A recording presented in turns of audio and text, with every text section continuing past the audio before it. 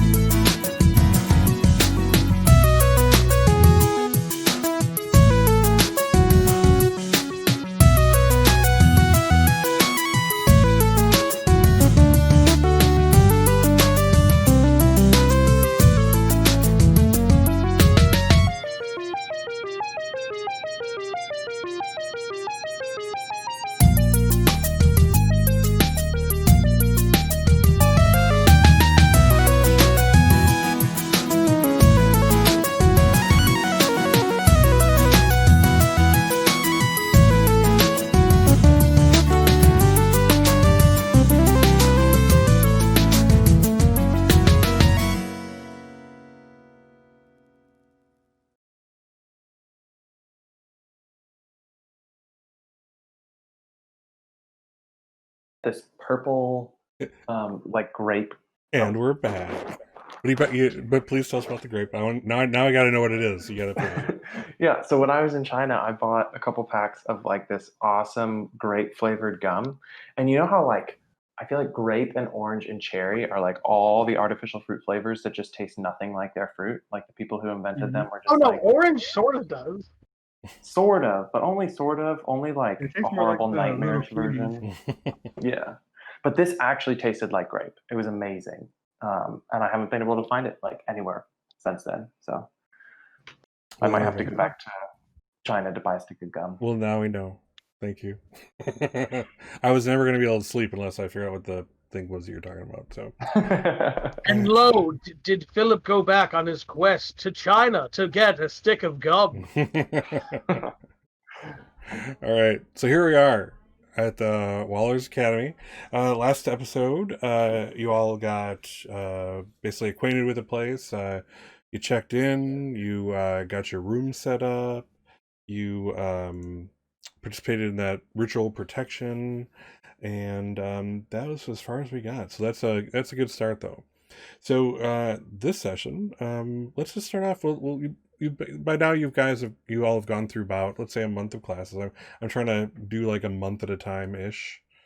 So it's sometime in September, and so classes have become kind of I don't want to say routine, because how can magic classes be routine? But it is, you're getting used to it. You're getting into the swing of things, and that's a good thing.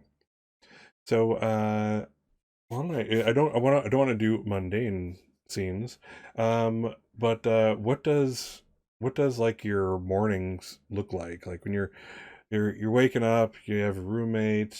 What's all that look like when you get up in the morning? Let's start with Juan Marcos and William.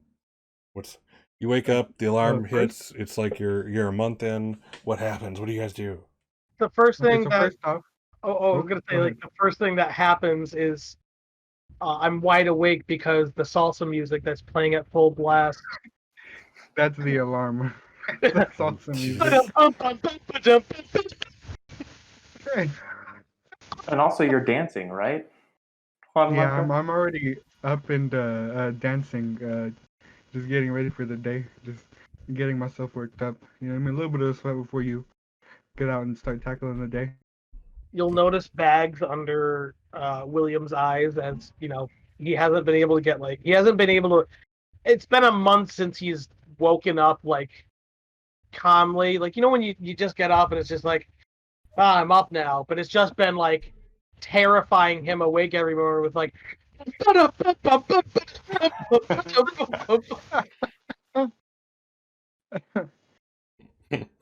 Excellent. So let's see. You have your familiars are already hungry also. So they also help wake you up at that point, rattling around their cages, some more literal than others, in case of Juan Marcos' rattlesnake. While I'm dancing, you say, "Oye, ¿qué tal, William?"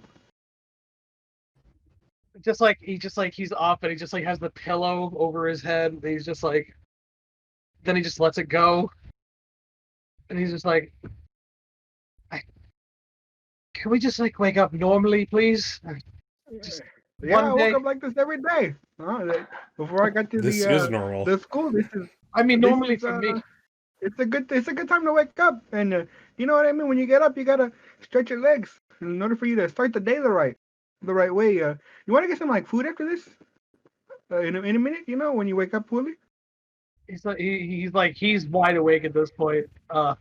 He's like, yes, sure, and like I said, everything that he does is, you know, he's like his shirt just like flies onto him and just like does like the button thing, and his pajama pants turn into regular pants. Why don't you go find Matthew, and then I'll catch up after I change. All right, I'm going away. And he slinks out of the room, tired still, sort of. But he's awake, but he's tired. Juan will start feeding the animals before he leaves. Excellent. Robert, your mic might be doing something weird too. I hear like a static in the background or something when you're talking, for the most part. Double check. What about if just like this? Did you still hear the little sparks? No, I don't. Okay, I don't know what that is then. It's probably wires. Okay, all right. Just whack wires. No problem. Okay, cool. So with that, Matthew wakes up. Kenneth is well, Kenneth, your roommate, is a good student. He is not a morning glory, so he is more of the William Oakhurst school of waking up. Kind of, groggy. Just, he almost looks like he needs to dunk his head in a tub of cold water to wake up. What's Matthew's morning routine? Just this weird, unnatural kind of unsettling calmness he just opens his eyes, sits up at a perfect 90-degree angle, stretches a little bit, and then that's just it. That's how he wakes up. It's very anatomical, I guess. Anatomical. Like robotic kind of. And Okay. then he'll throw a cricket to his little spider, and Help without me! with without even getting dressed, he'll just sit down at his desk and do a bit of homework that he skipped because he went to sleep early before breakfast. Yeah, Kenneth is just slowly waking up and just it literally it's like if he could slide out of bed onto the ground, that's what he would do, but he just somehow gets the willpower and he's kind of standing upright and does like basic like calisthenics stretches, kind of get the blood moving. He is just still not awake.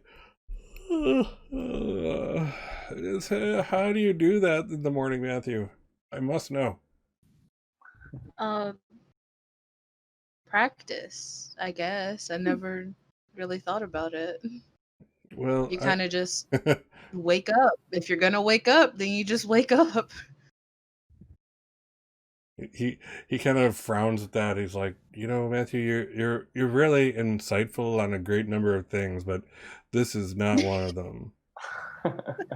I'm gonna go brush my teeth and stuff. I'll meet you I'll meet you for breakfast. Okay? All right. Okay, and watch out for question number 5. That's a trick question. Oh no. He's gonna like flip back to number 5 because he's already passed it. He's like, oh god. Yeah, so Kenneth heads out of the room, and we'll move to Dana Lestal. Started school about 2 days ago, really. And she's tell me about Dana Lestal. What's her general 25 words or less description? Yeah. So Dana is also an underclassman. She has like relatively short blonde hair, like not quite a bob, but not to her shoulders. Kind of a larger, sort of stubby nose. Tends to get into trouble just because she likes hanging out with people instead of studying.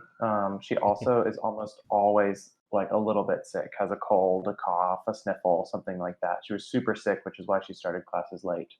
But yeah, generally pretty like cheery, not really like the center of attention sort of person like William or Juan Marcos, but like definitely more present than Matthew is usually. Is she actually generally sick, or is she a hypochondriac?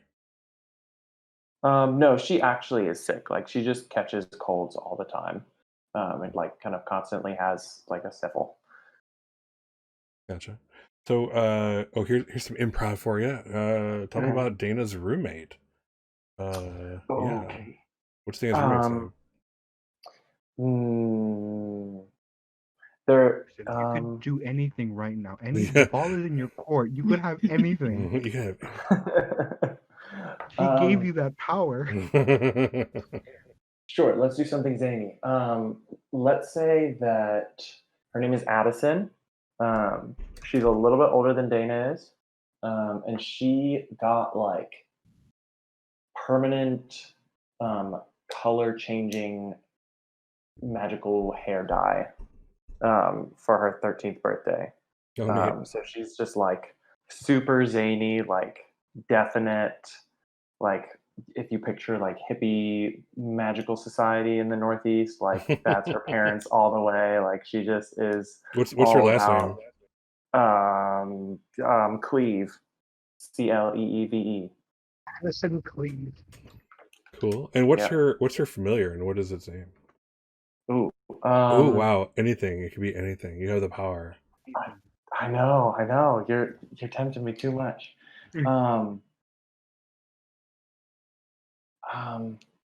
Could she have like a will-o'-the-wisp? Sure. Like the mythical, like floating lights that wobble around? Yeah, sure. She has a will-o'-the-wisp, and it doesn't have a name because they just like think at each other. That's pretty cool. Interesting. Cool. All right. So yeah, Addison and Cleve. So Addison is, by the time like Dana's alarm rings, I'm gonna say Addison is already awake, and you when you open your eyes, it's to Addison's hugely smiling face right over your face, like nose to nose, like, "Good morning, sleepyhead! Oh my God, this is gonna be the best day ever! I can feel it in my bones." And she, like, before you know it, the covers have been yanked off you like a magician, kind of pulling the tablecloth from underneath all the dishes, kind of speed, and you are still there, just like the dishes, after she's done, and it's like, "Come on, sleepyhead, you know you're gonna be late. Unless I poke you a I little bit, know. so here we go." No, no, no, no, no, no. And I like kind of swivel up and sit up and sort of wobble a little bit. How do you get up early and stay up late and go to bed after me? Like I was with you till like midnight and you're already up. "Oh, I don't sleep much. Yeah, I know. It's okay. It's okay. Is it the hair dye? But don't worry, I watch over you at night. You're safe." Thanks, Addison. Good. Yeah, good to know. Listen, I should probably do a little bit of studying. So I'm just gonna have a working breakfast, as they say. Come on, Styles, to my cat.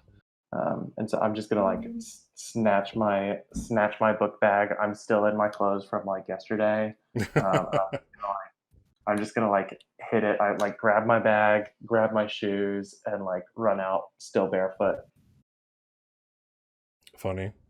All right. So yeah. So and Dana is like, or I'm sorry, Addison is already out of the room by that time.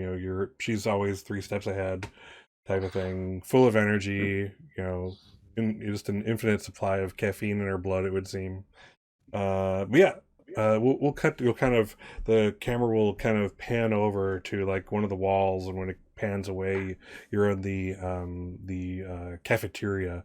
We won't call it a dining hall. This is not that other British school that people go to. This is Waller's Academy, and it's very much like a American university type of setting. So yeah, it's still kind of like the stone walls, but it's you see the cafeteria line, people going through, serving people behind there. The underclassmen don't sometimes help with breakfast, like on the weekends. They only do actually help with the dinner meals. They help to make it and then clean up. But I'm assuming we can say for group purposes, you will be Dana will be in the same mentor group as the other three, under Okay. Professor Falstaff, who still exists, Oh, who has not gone on sabbatical or anything like that at this point. We're not dead. So Cool. yes. Yeah, that works. All right. So yeah, generally you guys will meet. You all will meet kind of together for breakfast. I'll say, to kind of compare notes, get ready for the day, et cetera, et cetera. So but as the kind of camera pans away from that long cafeteria line of all this stuff, it shows up. It kind of zooms in on your table, is table for 4, and tell me what's going on there. It's oh man, what's the outside look like? And is this are we in like a really tall building, or is it like just a regular level of building? You know No, what I mean? this is like a really tall building. At least it looks like that from the outside. There are a lot of levels on the inside. Things don't quite match up to the outside world though. All the time, especially and again, looking out the various windows, it looks to be different times even, when you kind of look out one window or the next. So you're not quite sure how that all works. like one window, it's like bright daylight out, but the other one, it's like downpouring. Yeah, something like that. Yeah. So where are Yeah. you? Nobody quite knows. Hey man, so how do you think all of this atmosphere stuff works? Do you think it's just magic, and then we just kind of like forget about it, or do you think there's like some kind of a science to it? I The only science that is used here is probably potions and whatnot. I think everything else here is just magic. He says I that mean, the it kind of spoon feeds himself. Just yeah, floats that up. kind of explains a lot. I wonder where all this energy comes from. All this magical energy. It's gotta come from somewhere, right? Does it?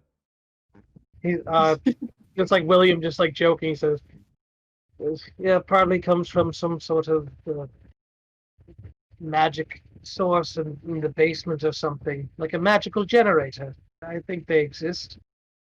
Maybe it's a giant crystal." So, is this your first day or what? Oh We're- well, He looks I mean, at trainer. were you were talking to me? Yeah. Oh yeah, well, yeah. I got here like Friday night. So yeah, I'm kind of behind. She has a textbook open, like next to her um, tray, but has not like looked at it once because she's just like talking with y'all and like paying attention to the social stuff.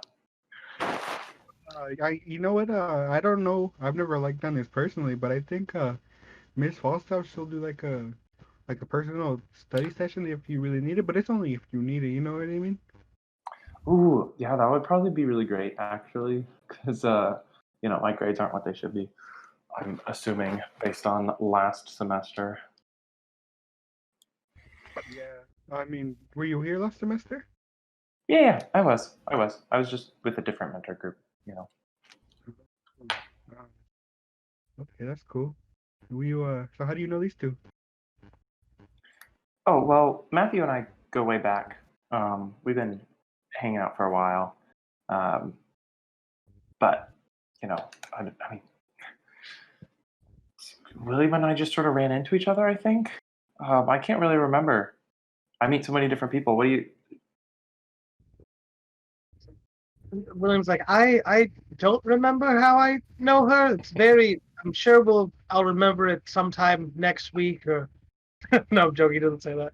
He says, well, he actually doesn't remember how he knows you, but it's like, I feel like I've seen her before. And I'm sure we've had some sort of interaction. It's very.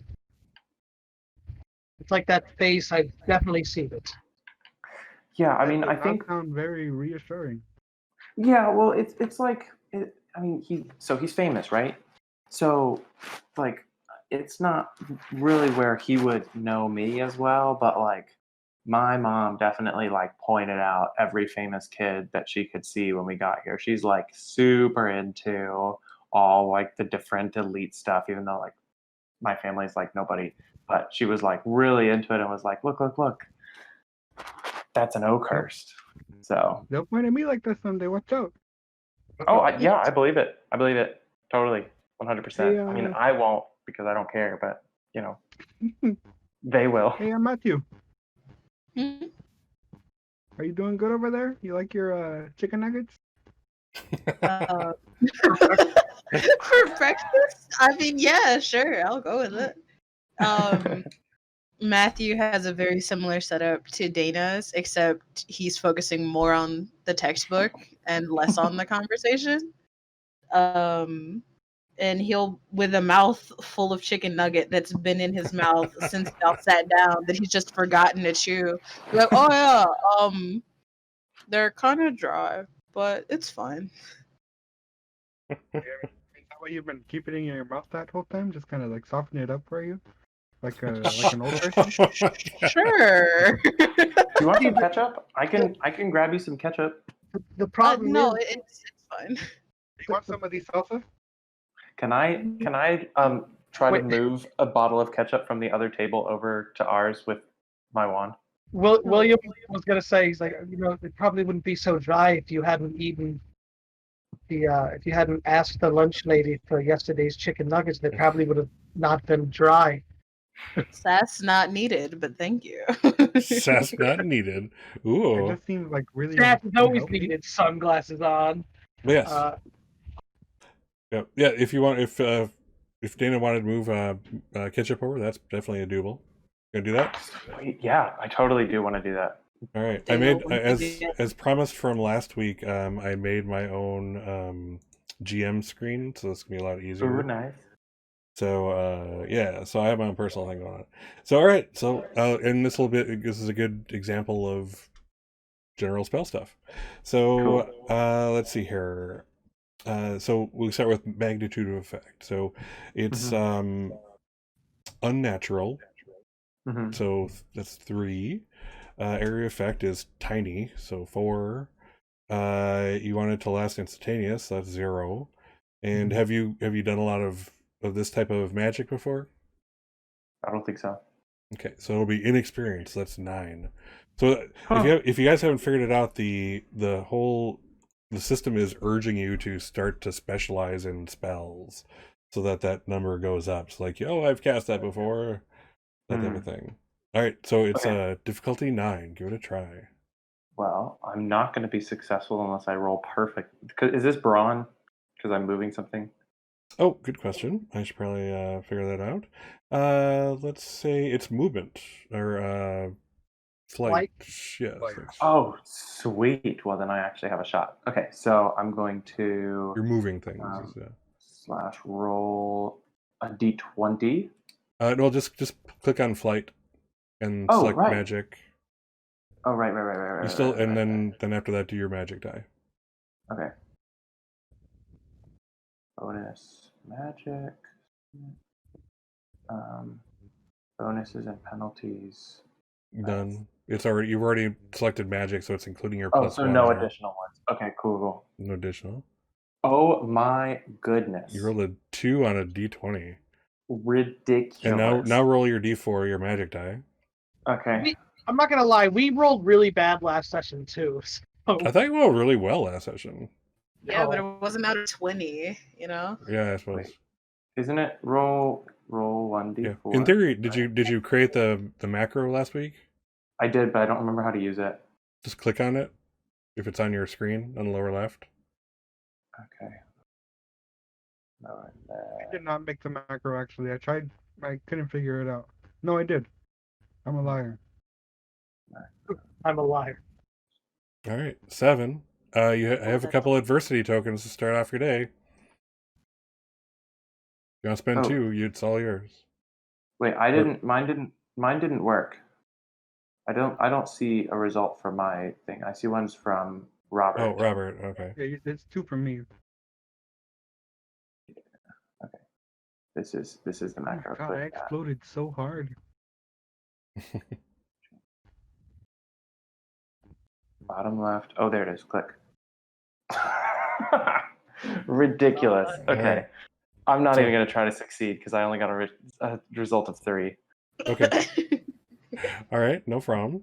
All right, so spell check results.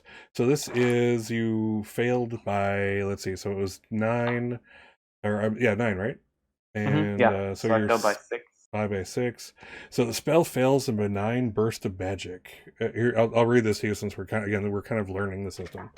So at the GM's discretion, there may be some minor, incredibly brief, unexpected results. Narratively, there may be some slightly embarrassing effects if anybody's there to witness them.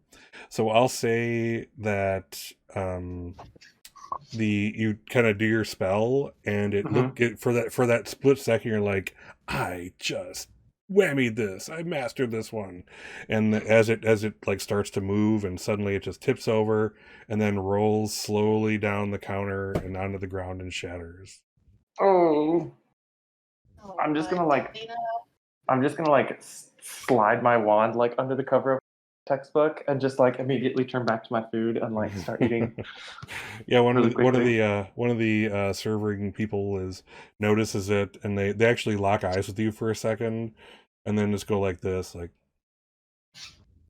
and then without scolding you or anything, the guy goes to the other side and starts cleaning it up, and it's like, oh, this is a freaking magic school with young kids and teenagers. Like, this is not his first rodeo breakfast service where people have tried to move stuff around. He's just counting his blessings that it's not a full-on magical food fight at this point. So things are good in the world. That sounds so fun. Later, but yeah, so. Yeah, you won't be getting the ketchup that easily, it looks like. I'm gonna look at Matthew and just be like, I tried. Sorry. You didn't have to, but thank you. I kind of did have to, but you're Now- welcome. Like what while like because being lazy is fun for some like he's like looking at his books, the page is turning by itself, and like the cereal goes up to his mouth and just stops his like not his hands aren't moving at all. He's just like, why didn't you just like go up and get it? Or why didn't you just go up and get it? It was right behind you. Meanwhile, Spoon is floating to mouth. Oh, you're right, William. I should be more like you. Oh, I'm sorry. Thank you. The drama's No, already I'm started.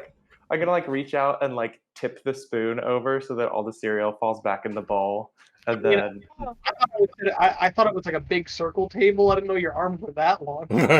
It's a square like- one. You get very yeah, it's like a intimate little that way. 4-person table, right? Yeah, it's a 4-person intimate table. Oh. Yeah, you're fine.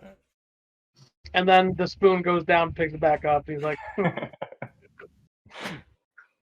I'm not hearing you. Okay. So excellent. So yeah, you guys are you're all finishing your meals, looking through your books, getting through that last chapter that you didn't get through last night, and out of kind of nowhere, Kenneth kind of cruises straight up to you. Kenneth, Matthew's roommate. He heads up to you guys with like great speed, and like he actually kind of you know how when you're running real fast and you realize you have to stop, and then like you do the kind of like turn skid with your feet. That's what he's doing. that's what happened to me in I broke an soccer ankle class. that way. Yeah, I tore my ACL meniscus in soccer class trying to stop all of me by planting my foot in the ground, and it tore my knee up. Ow! Good times. No, Great times. not at all. Heelys- Not even close. My heelys had too much grip from when I hit the turn, and my leg kept going, but my foot stayed in the same spot. On that note, But it's fun. we'll. It was on New Year's Eve, actually. Now that I think about it. On that note, Kenneth is fine. Yeah, Kenneth is dandy. He is dandy. So, Robert, I think you're rubbing your microphone or something. That's better. Now you're rubbing again. I think you're rubbing That's not me. That's not you? It's not me. Not me. I think it's our friend Philip here. Is it me? Sorry. I'll hold it away from my shirt. That's weird. That might have been it. All right. Okay. Anyway, so yeah, Kenneth stops. He's like, "All right. So, just found something really amazing, and I need your help. Are the 4 of you available for something real quick?" Yes. I don't know, man. I gotta really pack the day. You know what I mean? I don't think Dr. Falstaff is looking over here, so yeah, I think we're good. Oh, well, I'm not gonna let them do it by themselves. I Yeah. If he's meeting someone else who, yeah, exactly. Yes, I'll help you, Kenneth. I idolize you. It's like, follow me. You're gonna help me with the spell. Oh yeah. So yeah, Right. if you're following, he's leading, and scooching off quickly. And you turn the corner, and Dana is at a crossroads. It's the boys' bathroom. Right, guys, What does she do? I want you to help me make Pet Cemetery. Sorry. Yeah, I'm gonna like glance both ways, and then if there's no one there, I'm gonna duck in after them. Awesome. Are all of you going? I didn't hear Matthew or Juan Marcos. Oh yeah. I'm just gonna shove the stale chicken nugget in my pockets and run to catch up. Juan Marcos, are you in? Yeah, man. I said I'm not gonna let these fools do some magic by themselves. So yeah, so you get in there, and he whips out this parchment paper, and it has some stuff on it, some what do you call it, sigils written on it, kind of like a diagram of how things should work, and some words and stuff. And like, I just got this from this guy right before getting to the lunchroom here, and he said he'd heard I was pretty good with magic and wanted to see if I could give this a shot. It looks pretty cool. You know what it does? He's like, it has to do with the mirror. I think you just kind of it helps you see the future or something like that. I'm not sure, but it has to do with the mirror. It sounds pretty cool, and it looks kind of Wait, advanced. You know what, man? All Oh, you had to say was "it's dangerous magic," and I'm in. I mean, your family's known for divination magic. It should be like that. But yes, I will exactly help. wait, no, wait. Who is this random guy? Just some random guy gave you a Don't spell worry and was about like, it, man. "Oh, look, cast a spell. It'll do something magic with mirrors." Like, this is a great What is idea. it, like- What- It's like dare. What are you worried Don't about, take huh? spells We're from pretty good at straight. magic. If anything Yeah, goes I wrong, know, we got but like, it, what if okay? it's a bad spell? Yeah, we're definitely good at magic. I get that. Like, you've said that like 5 times. But like, what if it's like a bad spell that we don't want to be good at? Like, we'll be good at doing something bad, which means it will be bad, Don't worry right? about it. We're cool, man. Yeah, I sort of look at like Juan Marcos, like, what is she talking about? What bad spell, crazy magic? I want to do magic. Just like give him that look of like, what is she talking about? I'm saying all this as I'm pulling my wand out of my back pocket. So, For the record, I was not on board with this, but I will participate. Oh, 100%. I'm not just gonna stand here and watch you guys do it. funny. So, immediately Kenneth starts. It looks like he already has several of the sigils drawn before he realized he couldn't do this by himself, and he kind of finishes off, and it's just like on the mirror itself, and he's like, "All right, so take your focus, wand, wristband, whatever, and we're going to just concentrate, and then at the same time, touch the mirror together all at once." Oh, God. I still really think this is a bad idea. Why we should totally do it. We don't know if it's bad until we do it, right? So let's just do it and see if it's bad. That way we know for the future, you know? Yeah, Okay. listen, until you try, you never know. Okay, cool. Yeah, let's do it. Yeah. Okay. What are we saying? Like, Dana's just like eyes like clenched, closed, trying to ready for the the of course the soon to come blast or fireball or something like that.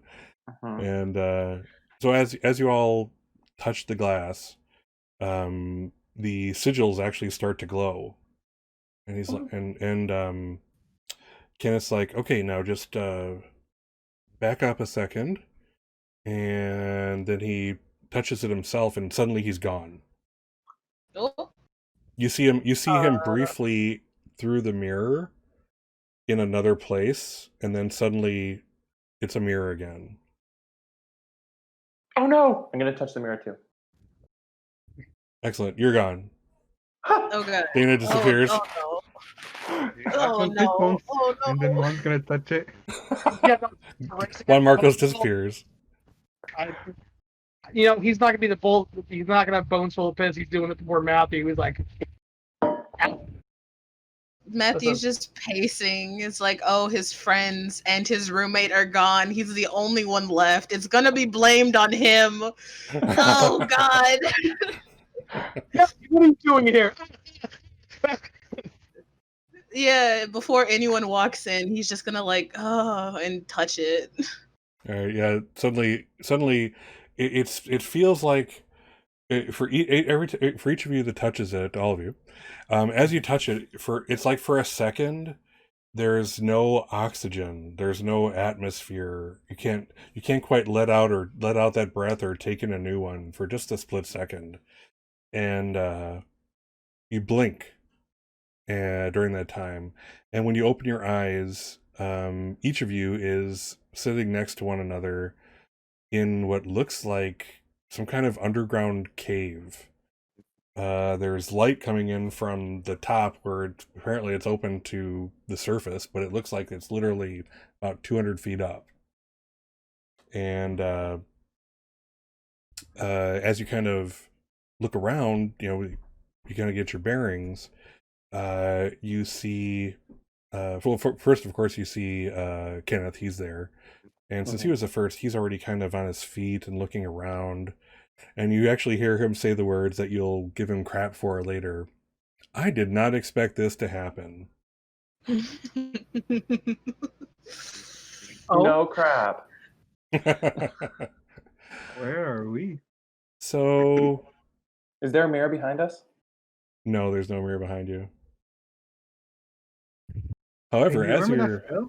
as you're looking around, you do see what looks like kind of you'd have to say it's almost if you didn't know better, you'd say it was like spray paint. There's this shape. It looks like actually let's see if I can just how well I can draw on Roll20 today, which is spoiler alert, not well. It's never good. It's never well. It's never good. Here, let's bring it over here. All right. nice way to make him feel better. Don't worry. I bet your art's better than mine. We'll find out in a Never- second. It's never good on Roll20. Yeah, Never it's good. never easy. All right, so you see this on the wall. So it looks like this.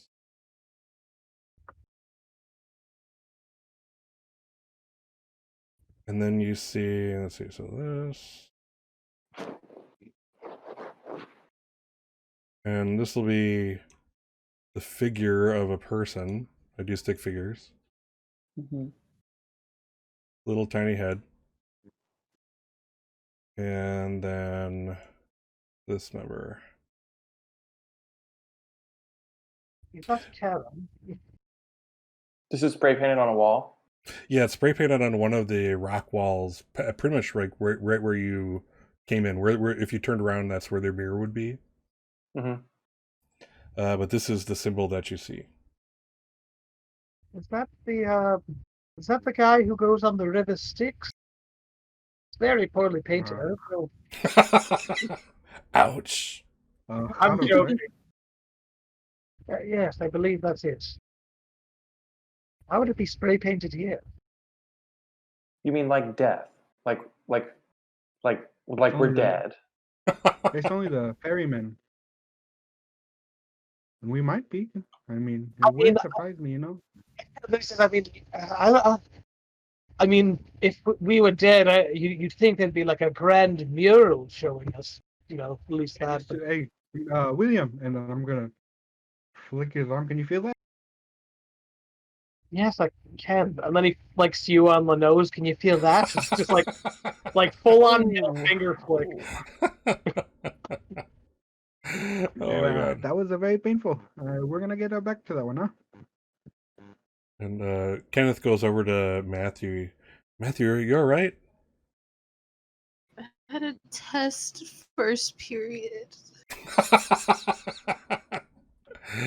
Well, let's see about getting back. Oh, I mean, as you maybe continue. we're, Nope, go ahead, Juan Marcos. maybe we're stuck in some kind of like a time stop. You know what I mean? You go into like a different plane, and time kind of works differently there than it does everywhere else. It might be that kind of a thing. So you might not even miss. Wait, he said it. Or we could be like advancing years at a time, and then we miss our entire semester. He Either said one. told the future. So whatever is out of this cave could be. Who knows what we're going to see? He said something like that. It was like a divination thing. He's like, This "What's was definitely some time stuff. So as you're all getting your bearings, so you're basically on as you kind of take a look around, your eyes adjust to the relative darkness. You're on like a rock platform, basically it's a cliff side, if you will. There is like there is actually a chasm in front of you. To one side is what can be best described as a path, and there is another spray painted arrow right there. I put on my leather skates because I remembered to put it in my bag. And now I have a question. Are these are just the broom equivalent of like I can. It's not gonna just make me hover off the ground. I can actually like fly with them. If I'm putting together everything, the way we looked at like the sport is that it won't let you fly, but it will basically go on non-ground surfaces.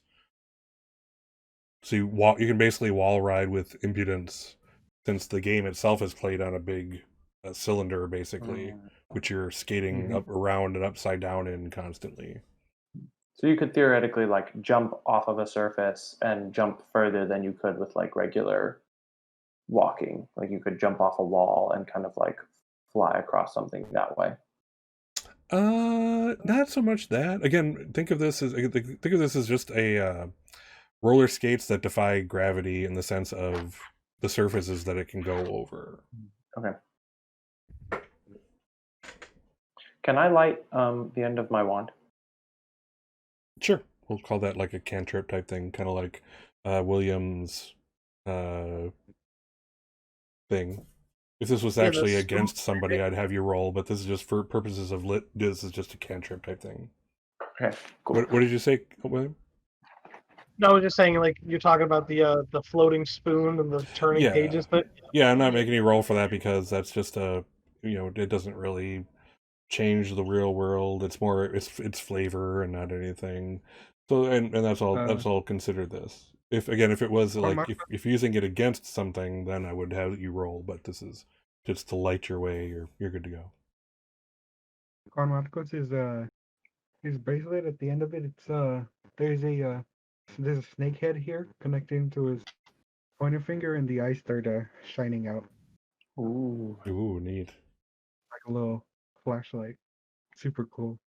That is very He cool. puts actually. on his leather skates too, and there's like a beautiful island scenery painted there. It's like a small island in the middle of like an ocean with 2 palm trees and some pineapples. You know, like the painted on the leather skates. Yeah, on the leather skates, on the sides, on the heels. Custom leather skates. cool.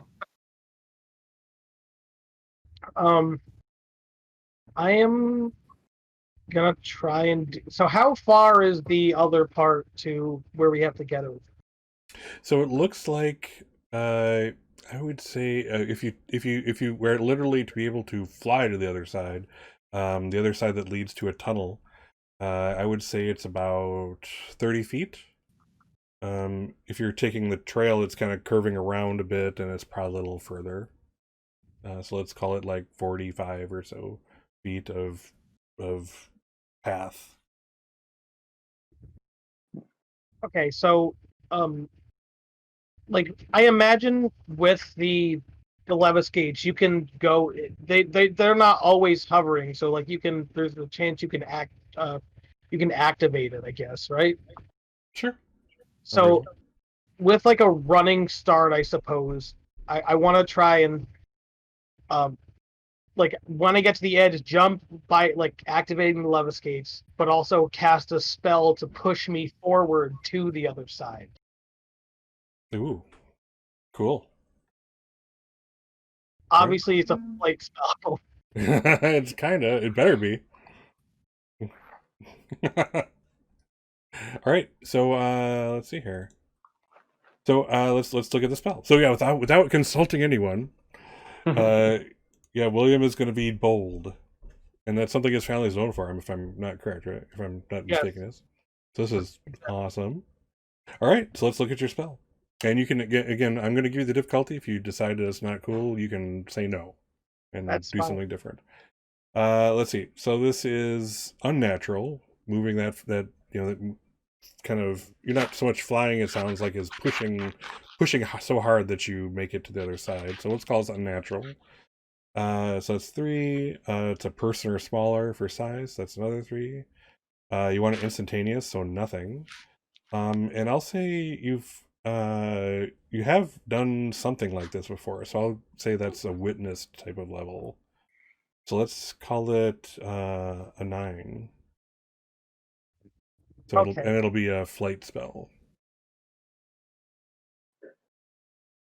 magic. All right. 7. It's doable. 7. I'm going to use 2 adversity tokens to bring me up to 9. Perfect. All right. Yeah. So, just why don't you describe what happens? Give me 1 second. So with spell effect, it's you don't if a spell succeeds well, you don't do it better or anything like that. It just looks cooler. That's kind of the effect of extra spells. But yeah, why don't you describe kind of what does it look like as you're doing this? So like while they're like turning lights on and everyone's just like getting their bearings still, William walks to the back end of the cliff face, like to all the way to the back, and then you just see him like with his levis skates on, just like running. He jumps off, and the little tiny boost from the levis skates sort of helps him further. But he takes out his wand and he like taps on like both the levis skates mid-air, and they glow this golden yellow light and just blast him forward. Just like not like dangerously, but enough to get over this like ravine, I guess. Sure. So like happy it worked. So Kenneth is like he as people are activating their lights, and stuff like that. He's kind of looking around, and he's his hands are up, and he's like, "Hey, I'm so sorry. I didn't mean to get you into this." Oh my God! As William goes over the thing, and you can see anyone just looking at him feels like maybe he just almost had like a heart attack or something close. His heart definitely stopped for a second as he saw William go over and kind of like, oh, he's maybe not gonna make it. And okay, magic helped along. Let's hear it for his move spells. I'm gonna pat him on the shoulder and be like, "Look, Kenneth, I'm gonna say I told you so, and then I'm gonna try to do what you just did, William. And I'm gonna like run over, and I don't have my levis skates on. I just have my bag. I'm just gonna try to like give myself a boost to jump over the pit. Be ready to help them out in case they mess up. I have a D8 in flight, so I'm surprised that I even made it close. I was ready to spend some adversity tokens to help you, buddy. I got you. Well, now as a note, I do want to point out that in there are 2 types of actions. There's a planned action where you can help other people with your adversity tokens, and there's I forget what the term is, but it's a quick action where it's like just happens. A snap decision, I think it's called a snap action. So then you cannot actually use other people's adversity tokens. Yeah, mine was very much a snap decision. Yeah, I feel like mine was too. Let's go for this. But, cool. I definitely watched it happen. There is that. Oh, good job, actually. All right. And thank you for pointing that out. That's really important. Again, the system, I think we're going to kind of all learn the ins and outs of the system, but you're kind of already getting a peek at, again, it once you do something several times, suddenly it gets a lot easier. Just like being a student. That's, you practice. How do you get to Carnegie Hall? Practice. So for this one, the L train or impersonation. Okay, you guys are killing me. Never go on the L train. The L train will never get to you. All right, so spell difficulties. It's unnatural again. So 3, your purse are smaller, so 6. It's instantaneous 0, and you witnessed it. So we're gonna call this 9. Okay, cool. No Hopefully pressure. my flight die does a little bit better this time. This is a bonus of magic. No extra penalties or bonuses. Please. Ooh. Nice. All right, so you beat it by how much? Hold on, let me roll my magic die. 14? I got 14, so I beat it by 5. Okay, so 5 to 9. So 5 to 9, the character casts the spell quite impressively. To anyone watching, it seems the spell the character it's a spell the character has mastered, and it functions perfectly. So why don't you describe what that looks like? Okay, cool. So I'm not wearing skates, and I have I kind of sling my backpack over one shoulder, I pat Kenneth on his shoulder. I'm gonna say I told you so, and then I'm gonna run. As I run, I whip my wand out, and I jump and just sort of like shoot my wand down at the ground and just sort of like make this nice like sparking on the ground that just sort of like propels me, and I just like a basically like a Jedi jump sort of thing. Like it's just like a nice jump and sort of like land lightly, bent knees, just a quick hair flip and stick my wand back in. Dark girl can fly. That was fun, William. I like that. I like that. Don't get cocky, kid. And he's like, I'm surprised it worked for me because my heart was in my heart was in my stomach halfway across the ravine. Yeah, wasn't it great? But I'm just gonna like give a whoop, like a woo, but super loud. Right here, William. I'm sure you guys can do the same, maybe. So Not too. Kenneth is already making his way over to the path. All right. Yeah, I'll follow Kenneth. So yeah, it's basically one of those where you have to kind of press yourself fully against the side of the rock face as you're going. But just for actually, I'm not gonna roll for him. We'll let him get across. But if anyone wants to cross that way, it'll be a very low requirement. But we'll roll it just for kicks, as it were. Oh, God. Did you want to go first? I'll stay here in case anything goes wrong. No. I think you should go first. No, it's okay. You can go ahead. No. It's my pleasure. I'll be in No, the back. listen. I'm very good at protecting my friends. You can go ahead. It's okay. No, I would hate for you to. I would. I would hate for you to have piss in your bones. Go ahead. Go before me.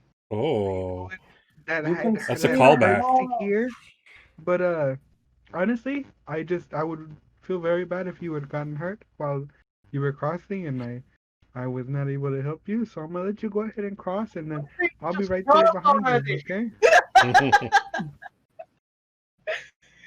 You guys are like sitting there like talking like, no, I insist, and William just like sees Kenneth like, oh, that's awesome, and then you guys just like, come on. I'm gonna call again for the fourth time. You can skate on the wall. This one I go first. You know?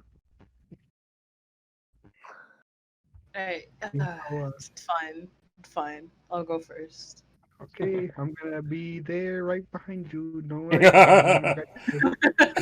Oh my God, that sounds like some kind of veiled threat or something. Really. I'll be there right behind you. Yeah. All right, go ahead and make your roll. It's going to be a flight roll. The difficulty will be, again, like I said, easy. So for stat check difficulties, it's basically it's all the spectrum of easy to hard is all about if someone was skilled at this, how would they be able to do it? So or how skilled would the person have to be in order to be able to do this? So this is very simple. I'm going to say this is a 4. This is a task where success is likely for all but those who aren't skilled or have a low stat in the field. So this will be a difficulty of 4 to safely make it over using the path. That's my whole die, baby. Let's go. Hey, wouldn't you get a bonus for using leviskates though, if you were using them? Because you're sort of gliding on the wall. Yeah, but I'm not. I'm using my feet. Using my feet. You fool! I have a +1 in stat. How would I activate that? Would I just add that on at the end?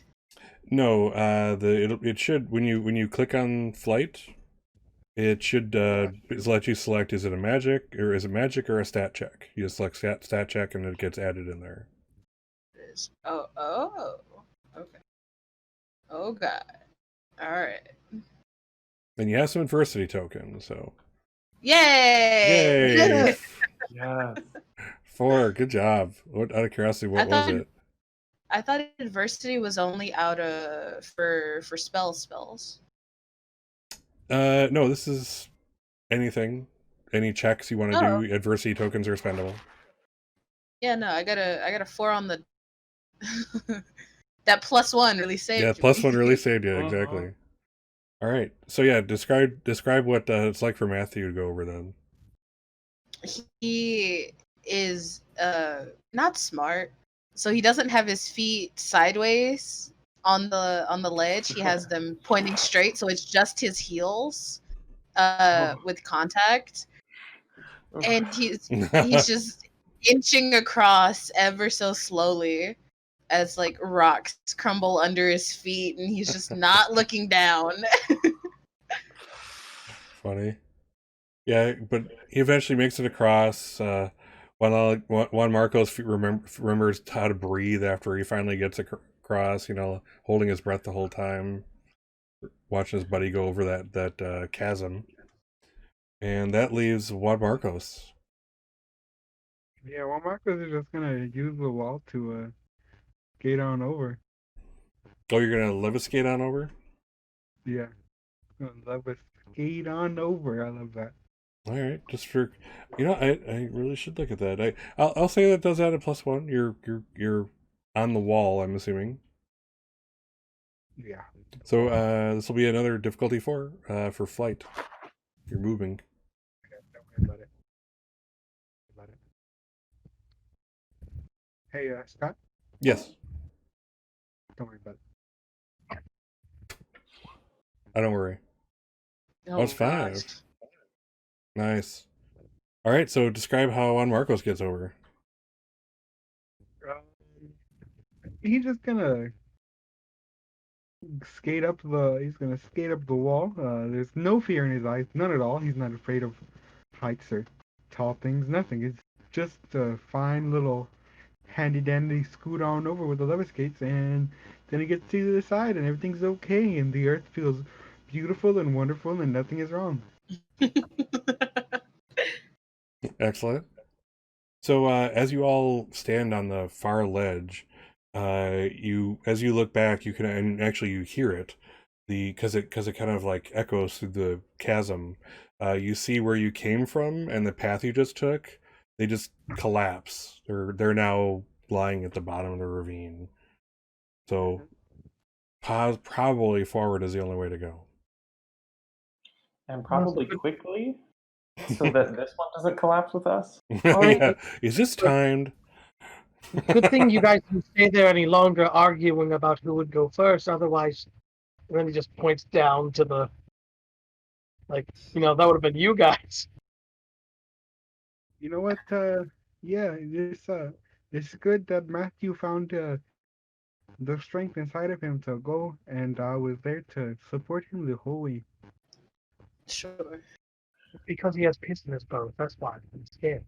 Yeah, it happened. It's okay, Matthew. We not all of us can be so exponentially great. I'm not the one who took the easy way out. I'm the one who actually walked. You guys used magic or cheated with the skates. It's not cheat. It's not cheating if we have it.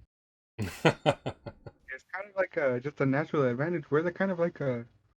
You took Good the call. easy way out. Exactly. That's all I'm saying. Actually, I did not. Excuse me. I did not take the easy way out. I literally jumped over the ravine. Using magic, the easy way out. Oh, then let's go back and watch you jump over without magic. I'm sure you would have gotten over just fine. Wait. Is magic bad now, Matthew? I thought that we were like studying it. Yeah, this feels kind of like a elitist or something. Dana's like a troublemaker suddenly.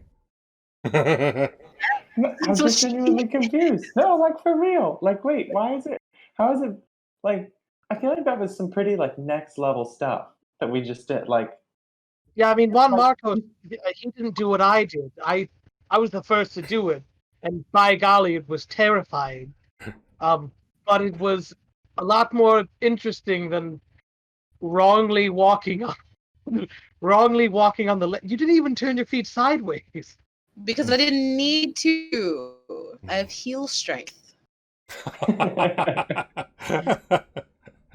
Hey, Kenneth, you know where we're going, or did the guy tell you? Did he give you any kind of like instructions when he gave you this death spell?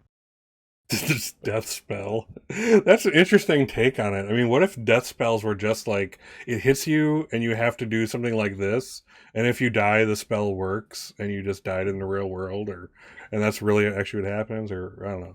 But You die in the spell, you Yeah. die for real. Yeah, Scott. What if? what if? So Kenneth's like he just told me to follow the celestial path. I thought that was You know what? Wait, so you knew we were going to come in here? And no. follow He the said I celestial thought it was like path? a figurative path, like in my mind. He's and everyone who knows Kenneth knows he's generally like composed and kind of stalwart, and he's kind of like just set for things. But right now you can see the stress of him having put all of you in this situation is just grinding his will down. He's like I don't slowly starting to freak out. I don't mean to, stress you out even more, but a man at a magic school told you to follow the celestial path. Is that what you just said? And you thought it was figurative? Well, yes. I mean, it's cool. I feel It's like a cool. lot of missteps on your part, Matthew. Not The Matthew. guy told me the same thing, Kenneth. so it's all good. So he'll like. I suppose we just keep going forward. I'll go first. This is my fault. We're here. I'm gonna lead. Hey, Kenneth, if I die, will you tell my family that I love them and that I think about them Oh, all the time? jeez. And then He's pick, just William like a little bit for me. he's just like rubbing the temple. Like, oh Jesus, stress is I wonder what would coming happen down. if I die. Oh, I'll try not to do that. If you die, I promise to kick you down the ravine and then throw a fireball after you. It's sort of like a sending off. Don't So- worry, I'll keep you down with me. Sort of like a sending off. Like a Viking funeral. Viking The funeral. Awesome. So you continue to the next room. It is like a next room. It's almost like a dungeon crawl. It just occurred to me. I didn't intend it for it to be like that, but here we are, a dungeon crawl. I apologize. Wrong game. However, you do come to another opening, another room, and as you get there, Kenneth kind of gives you the universal hold, and his own wand's light slowly fades to like about a quarter what it was. And if anyone kind of crowds behind him, you can see in the next room, it's again another rock hewn room.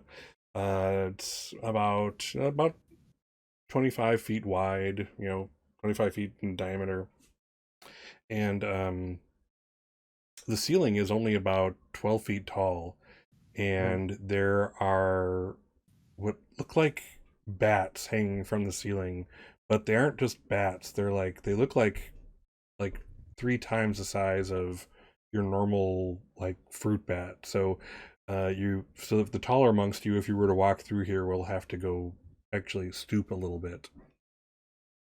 Like flying foxes. Yeah, Flying foxes are huge. Yeah, so these are probably 5 foot tall creatures hanging from the ceiling of this cave.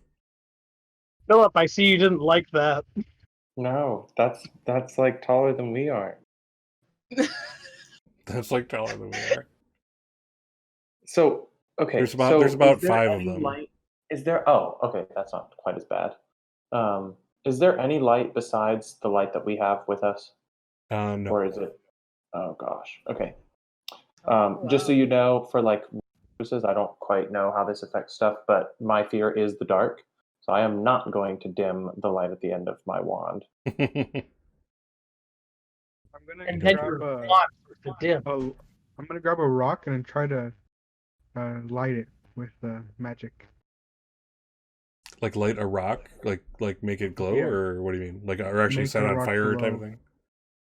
No, let it glow. Let it glow. Let it glow. Let it glow. Unless there's wood nearby. No. Yeah, I'll say again. I'll- You're not really. This is not being cast against anyone. So again, for this kind of thing, I'm going to call it a cantrip for purposes of this.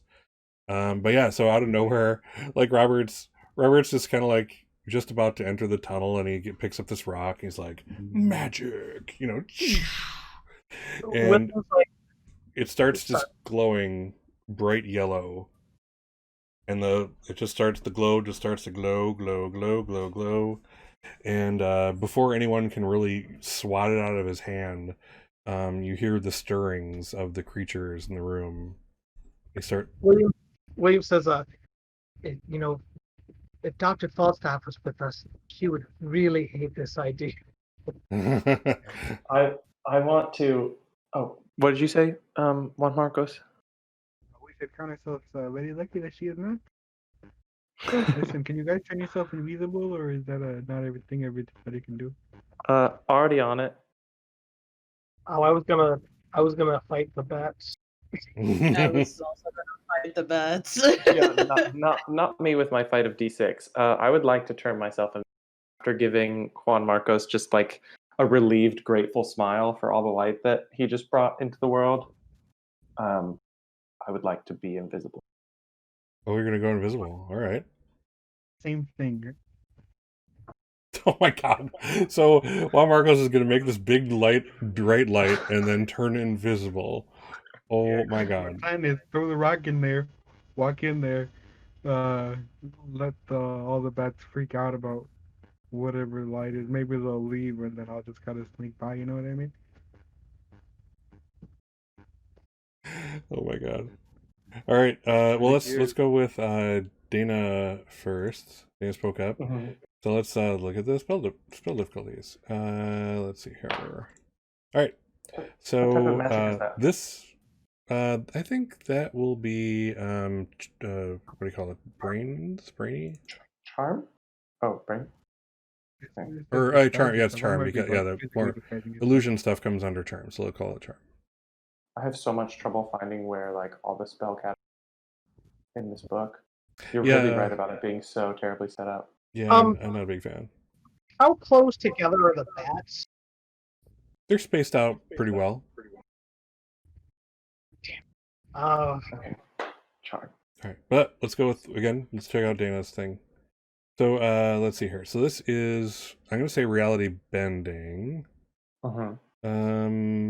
Yeah, because let's call it reality bending. So 5. You want to do it to yourself, I'm assuming. So 8. How long do you want this to last? A minute? An hour? No, let's do a minute. I can move pretty quick. Okay. I just want it to be enough to like get to the other side of the room and get out of here. Okay, so that'll be +1, so it's 9. And how experienced are you with the spell? I mean, I used to play magical hide and go seek with always turn invisible and I had to find them, so like relatively familiar-ish. Okay, let's call it experience spell. You've cast it before, so let's +1. Okay. So 10 Okie on your dokie. charm.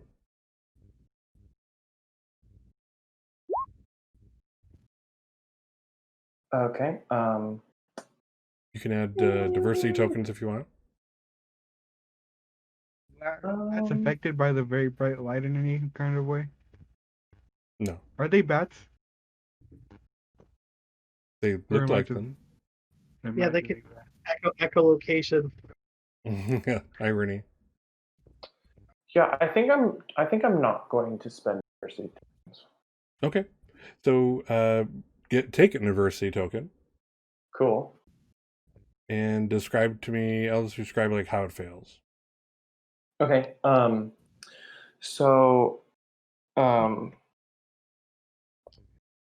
I go to nice ability, almost like doing up a zipper, just like but because I have the light on the end of my wand still, it actually just like makes me glow instead of turning me invisible because of like the interaction between the magic. So I just am like very happily just like whoop, and think that I'm good, and then like I see one Marcos laughing at me. I'm just like, oh. Oh, The glowing woman. All right. Did Juan Alexander is going to be doing the same thing? Is that what it is? Yes. All right. So let's see here. So again, reality bank. So 5. Just you 8. I'm assuming it's for a few minutes. 9. Yes. Yeah. And what's your experience with the spell? You just witnessed Juan it, Marcos actually, or kind of witnessed it. he's actually really good at illusion magic. He used to use illusion magic to run tricks down in Puerto Banasco when he first figured out his magic, and like turning invisible was the first thing he figured out Okay. to do. Well, I'll call it a cast. Let's give it the same difficulty. So you have a 9 difficulty also. Okay, I have a lot of questions.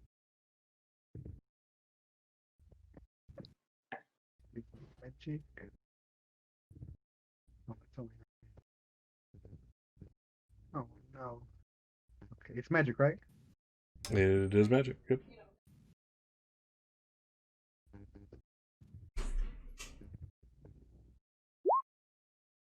really like that. Okay. All right. You don't have to roll the other one. Once you make the roll, you're good. So why don't you describe what happens when you do that?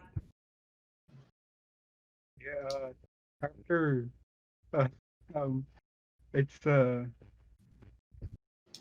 what's your character's name again? It's Oh, Dana. Dana.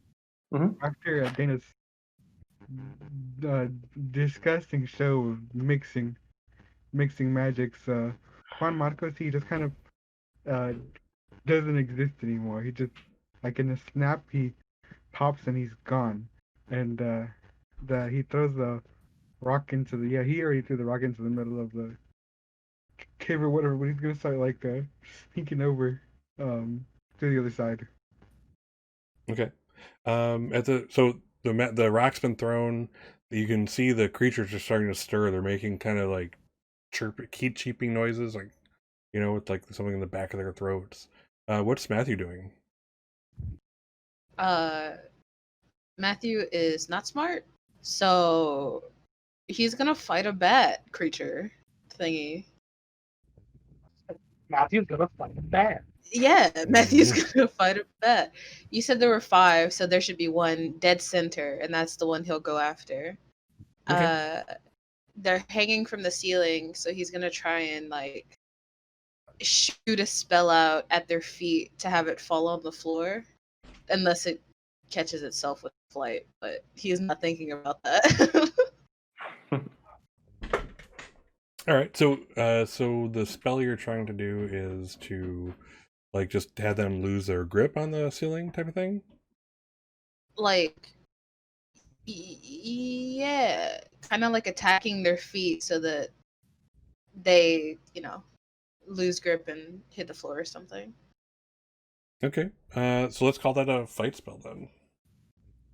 Cool. So let's see what we got.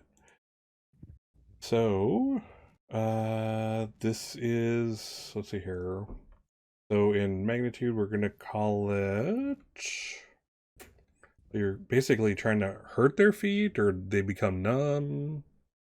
Yeah, kind of like a pinch on the foot, Okay, we'll call it unnatural for purpose of this. You're trying to affect a person or smaller. That's 6. It's instantaneous, so that's 0. And how familiar are you with this type of spell? I feel like he does this a lot, kind of like a disarming kind of thing. Okay. Let's see. So let's call that. I'm gonna call it. I'm not ready to give you kind of like a expert with it yet, but let's call it. You've definitely witnessed this kind of thing, and you used a little bit. So let's call that. Let's see. So 3, 6. Let's call it 9 again. Cool. This magic. 13. Ooh. All right, you've already gone over the level.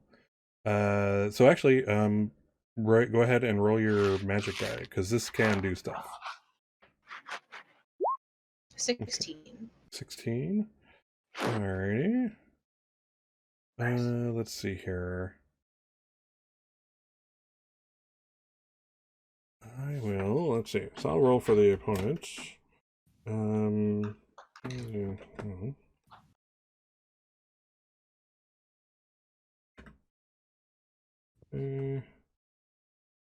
Let's see here. Okay, 5. So so you have 11 over. Let's see here. Okay.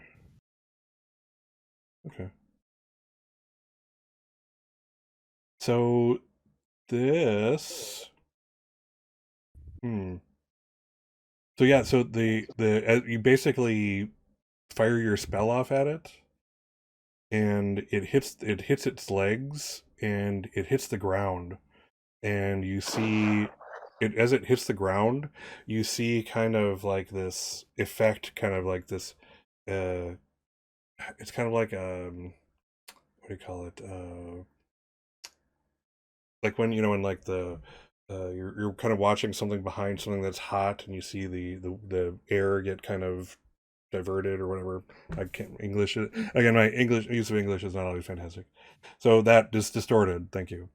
So it's distorted a bit, and that kind of effect kind of goes up his whole body, and it you can just see it reaches his torso, and then it reaches his face. Let's see. During check. Okay. Well, go ahead and you can adjust it, but in the future we'll keep whatever you end up using. So again, you're in charge of your character sheet. I wanted to make sure. So I'm like, it didn't. I was reading through it. I'm like, should I have used one? Yeah. Because I used the skates, and yeah. Right. Oh. So again, if you do that, just remember, again, you're in charge of your character sheet. But this time we'll let it go. But next time it'll stay if you don't catch it. Alrighty. So basically, yeah. So this bat thing hits the ground, and the effect goes all the way up its body, and it just kind of reaches out and then collapses. And it's like you see its like tongue kind of go out the side of its mouth, and it's definitely dead. Oh god. Oh god. What did you do, Matthew? I didn't mean to kill it. Well, I'm unfortunately gonna kill. Yeah. Every interaction here, any fight of any kind that's not monitored by teachers can result in death. Oh. So this is a good, solid reminder of that. So wild, Matthew. Yeah. So the other things, the others kind of like come down from their perches, and you see one bend down and touch it, and you can see that they're if these things are humanoid in any way, those are tears coming out of its eyes. Oh no. Well, if it's angry, then William is gonna have his wand out and ready for if anything comes at us. Like the first bat thing that comes at me is getting. Yeah, the other ones kind of look at it, and the one, it kind of growls and squawks to like behind it, and then kind of yanks the arm of the one and holds it, and they all kind of go out the exit that you are headed towards. They fly that way, and they're all just gone. You can see they're now all terrified. Oh.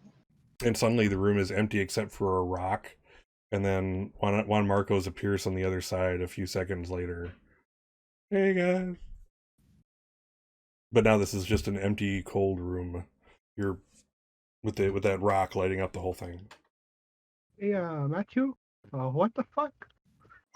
It was an accident. I mean, I was gonna do something way worse. So I mean, oof. Oh, that's not a. Hey, maybe we don't do that again, huh? Yeah. Wait. William, you know how to do much worse than. Well, I've only seen what I was about to do. So who knows how bad that could have went, but I was going to do much worse. Okay, I have a new suggestion, like a new timeout group. Like let's not do any more spells that like we've heard about from mysterious strangers or like Oh, seen no. people do. Like I've seen. Listen, for a month, I was in my Defense Against Malicious Magic class, and I've seen my teacher cast said spell, and I was going to try it against these giant monster bats. Okay, you know that's malicious magic, right? And not like magic that we should be yeah, using. it's not. Yeah, that was the point. There's giant monsters in front of us. I thought I was gonna go blam. I was gonna go blam. So we've hit our halfway point. So with as everyone kind of goes through their own version of a quasi freak out, the camera pans away and goes to commercial. So we'll be back in 10 minutes. Okay. But be back in 10. See you. Do whatever it is you do. Chill out. Relax. Don't kill any big bats or anything else. Fantastic. Okay, and we're back from a break. So this is actually a good time to mention part of the games thing is anything involving like a fight roll has potential for death. So the what's kind of cool is that kind of dueling and that kind of thing is kind of expected in Magic School. I mean, that's part of the fun, that's part of what you need to learn. So the way they kind of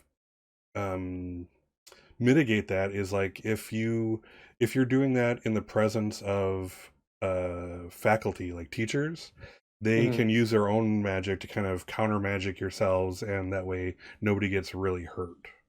I think the most you can beat another person by is 3, which is a minor injury type of thing, very minor. So cool. Now, and it's also good to note that should you kill anything that's actually like honest to goodness, like sentient, like an actual like a human type sentient level sentience, not like these animal level sentience.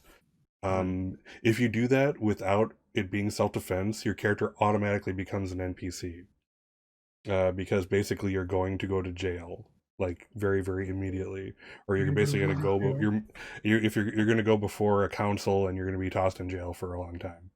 And the same goes, they also take into account emotional manipulation. If you emotionally manipulate someone, like that's why you don't see any love spells going around the school. If you do that, that's basically magical rape for all intents and purposes. That's how they treat it, and you will also instantly become an NPC and then go fade into the background as you're tried and put in jail, that type of thing. Well, Matthew, you're going to jail. No, well, these were animals. These were not. No one knows. Truly sentient. Only the people here. Yeah, exactly. Or what stays in the mirror, or what happens in the mirror stays in the mirror. Yeah, 4 can keep a secret if 3 are dead. That's all I gotta say. So no. So wait. Okay, so that brings up an important question. Not at all that anything to do, but if a character were to kill everyone present, would they then avoid becoming an NPC because there's no one to know that they did it? Potentially. Magic shield. Potentially, but yeah, the spirit of the game is that's to keep you from becoming just a murder hobo type of thing. So yeah, these were animals. Killing animals, just like in the real world, may be in bad taste, but it's certainly not illegal. In generally speaking, So yes, Matthew is not in danger of becoming an NPC or going to jail. This is okay.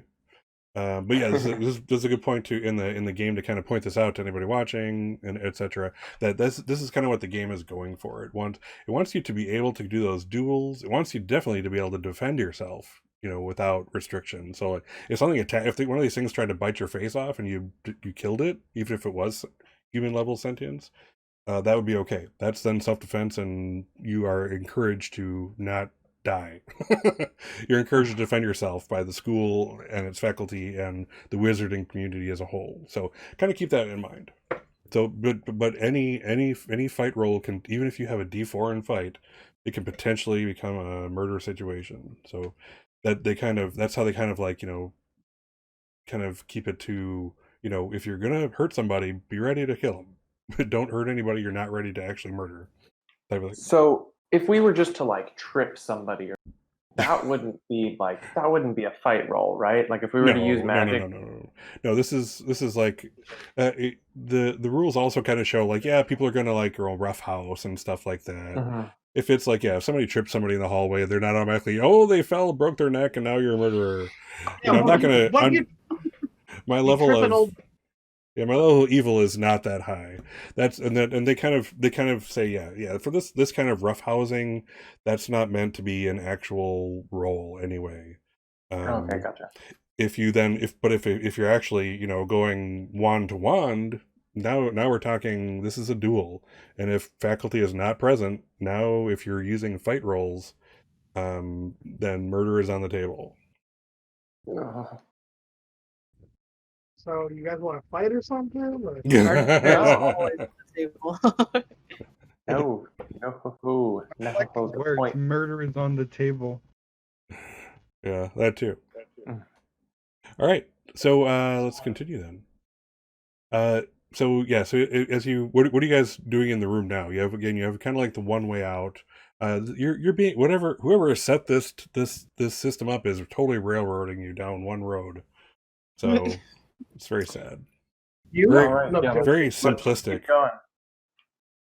Yeah, let's just keep going. Hello. Yeah.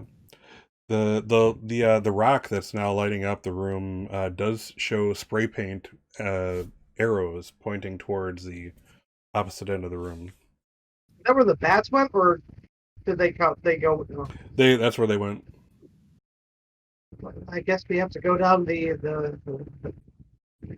that way with the giant bats. Honestly, this feels pretty unsettling, just kind of following along with the arrows. Yeah, Kenneth is like, you're telling me. What? And William's like looking at, just thinking about like me, Juan, Kenneth. We're all like, yeah, let's do this. And then the other two were like, hey, we shouldn't do this. And now the three of us are just like surprised that it's, despite it being the magic of what would happen is unknown. I am very concerned about what we're doing here. Welcome to the club of normal, rational people, Williams. You don't count because you were already against the idea. No, that I started the club. You're picking up on it now, William. No, I'm joining my own club. You see, because you are already in your.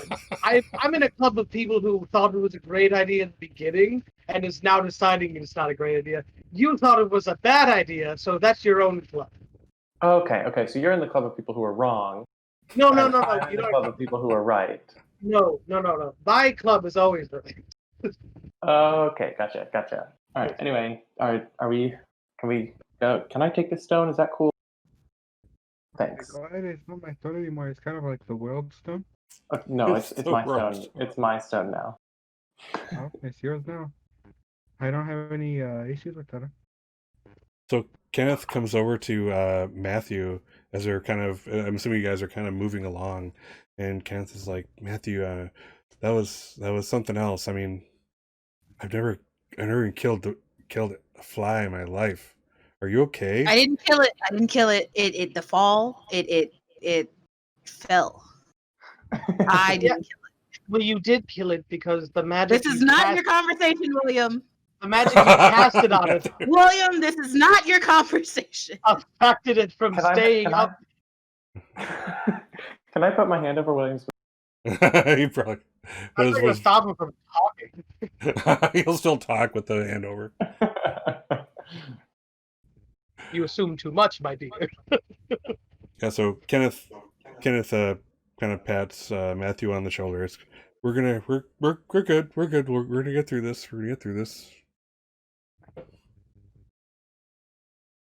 So as you guys kind of continue along, you find yourself yet into another room. This surprises. And it just so happens that this is kind of, again, I feel I feel like whoever designed this room played a lot of video games or something. Because basically what you're seeing in front of you is there are several like stones that you can hop on. They're basic like big stalagmites with flattened on the top, and so there's space in between them, and debris keeps falling from the roof of the cave. And there's light in this room because it's an open top, but you see rocks, boulders are even falling, and it looks like you have to get to that other side. Wait, could we go up the stalagmites to get out the ceiling? Well, the stalagmites are in the ground, so they're basically, what I'm saying is you're in a situation where it's another, if it weren't for the stalagmites with the flattened tops, this would be another chasm situation. Oh. And you so have you have to jump across. Yeah, you have to jump across stalagmite to stalagmite. How far is each stalagmite from each other? These are easy jumps. These are about they're about 3 feet away from each other, if you had to guess. Oh, then obviously levis skates. That's the best way to do it. Obviously. I want to jump again. All right, now be aware, there is debris overhead that's going to come down. That's going to factor into this. Cool. Yeah, I want to jump really fast. All right. Let's see here. Are you going to use the same exact spell as before? Yeah, except faster. Except faster. All right. Let's see here. All right. So again, unnatural, still 3. You're affecting yourself another 3, so that's 6. Instantaneous, so 0. And let's call this. You've cast it a few times now, so let's call it a +1. So this is a difficulty of a 7. However, I'm going to also add in another difficulty of 5. Because basically, if you fail this, you're going to get hit by a rock. Cool. And again, you can say no to this. No, I want to do it. Yeah, basically, it's like the same spell, but vertical more than horizontal. The other one was a nice long, high parabola. This one is more of a long parabola. Sure, I got you. Okay, so that's still flight, but now it's 12, correct? Correct. Okay. But there's no penalties or anything. No, I made it more difficult, so basically if you fail, that's when you get the issues. Okay, cool. Please be fine. I would really like to not die. Holy crap. What? You So you rolled a 20, you got a 12. I rolled a 40 total. Okay. All right. So, yeah. I didn't know your stat rolls could explode like that. Yeah, that's why they're supposed to. Oh my god! Can you imagine getting 2 20s? Jeez. All right, so that's +10 or more higher. So it only goes to +10 higher than the thing. So that level is the character seems to cast the spell effortlessly. It looks like the character is just showing off. This spell is what the character would do in their sleep. The spell functions perfectly. So go ahead and describe what we see. Okay, so William says the best route is obviously to use your levis skates, and I'm gonna go obviously. Oh, that was out of character. Oh, that was out of character. Okay, cool. Never mind. Then I'm just going to nod and go, well, back at it again, and sort of run up to the edge and just jump. Not even just sort of have my wand in hand and jump, and just sort of almost immediately it's just sort of over to the other side. Almost looks like I didn't even cast magic. Kind of your body kind of moves to one side just as if it was naturally going to move that way anyway, as a stone hurls by, it would have hit you there. So it's like you're dancing between stones type of thing. Yeah, exactly. Gotcha. All right. What does everyone else do? I'm doing the Leviscate route. I'm not going to be the one to get smashed by a rock. All right. All right. So this is a new. So are you using magic or no? No, but I am using my Leviscates. Yes. Okay. No. I'll give you a +1 for that then. Alrighty. So it's that. And blammo. God. What did I need? I'm sorry, I should have stated that. Let's see here. Yeah. So set your difficulties.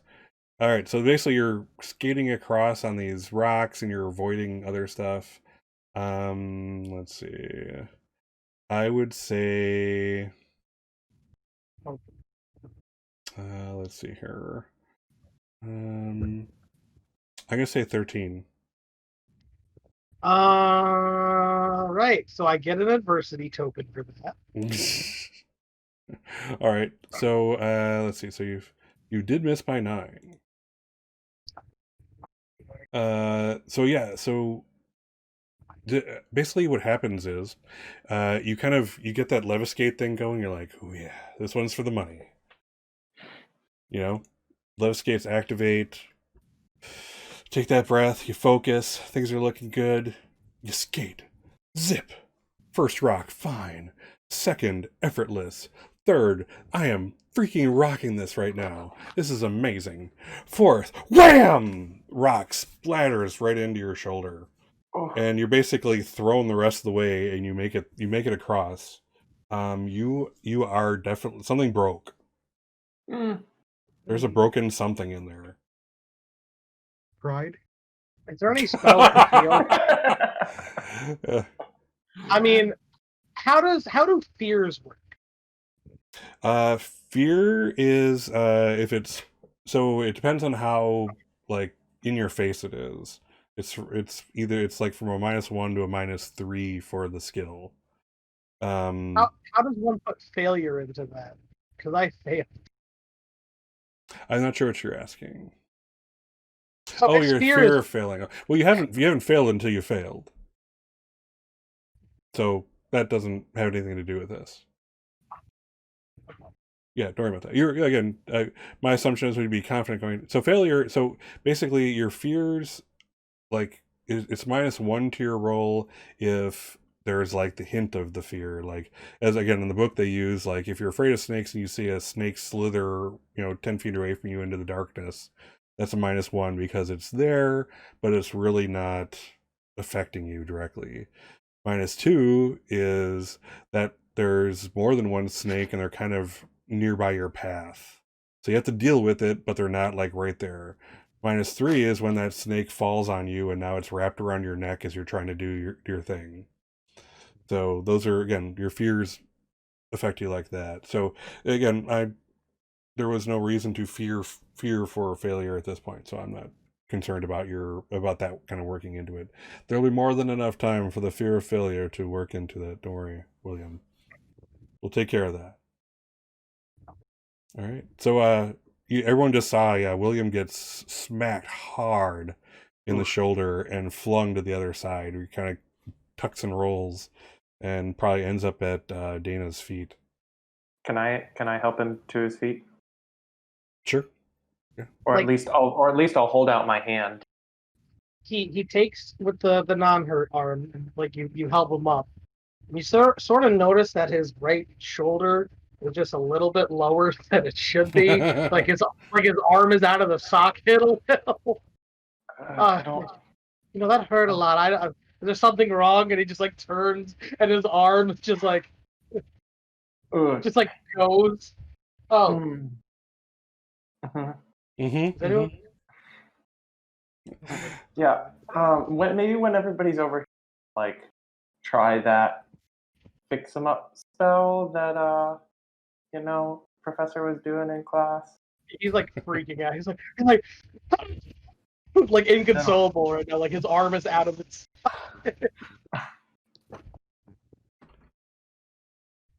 Okay. I want to look for like a like a secret hidden path. Ooh. You just go around this. Okay. All right. So that's brains roll. Good call. Yes, sir.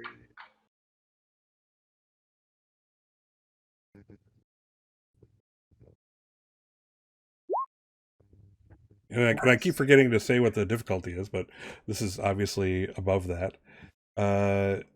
So yeah, so as kind of Juan Marcos is kind of watching things. Again, whoever designed this must have really loved video games because there's a pattern. There's a pattern to the like that if you follow this one route you using this correct timing, it'll actually be just fine. And kind of follows. Okay, so there the rock hits, and then nothing at that space for a while, and then the rock hits there. If you go there, and then the rock hits behind, and blah blah, and then you do that across, and yeah. So Juan Marcos does see the secret path, and the secret timing to kind of take everyone Beautiful. to take it through. Hey, watch this really closely, okay, Matthew? Cool. Then yeah, describe yourself. You can tell me what you're doing, hopping over, etc., etc. Yeah. So, the way that like the lever skates work, they have a sort of traction on whatever surface you're currently gliding over, so it makes it hard to like fall off, but it doesn't exactly like change gravity for you.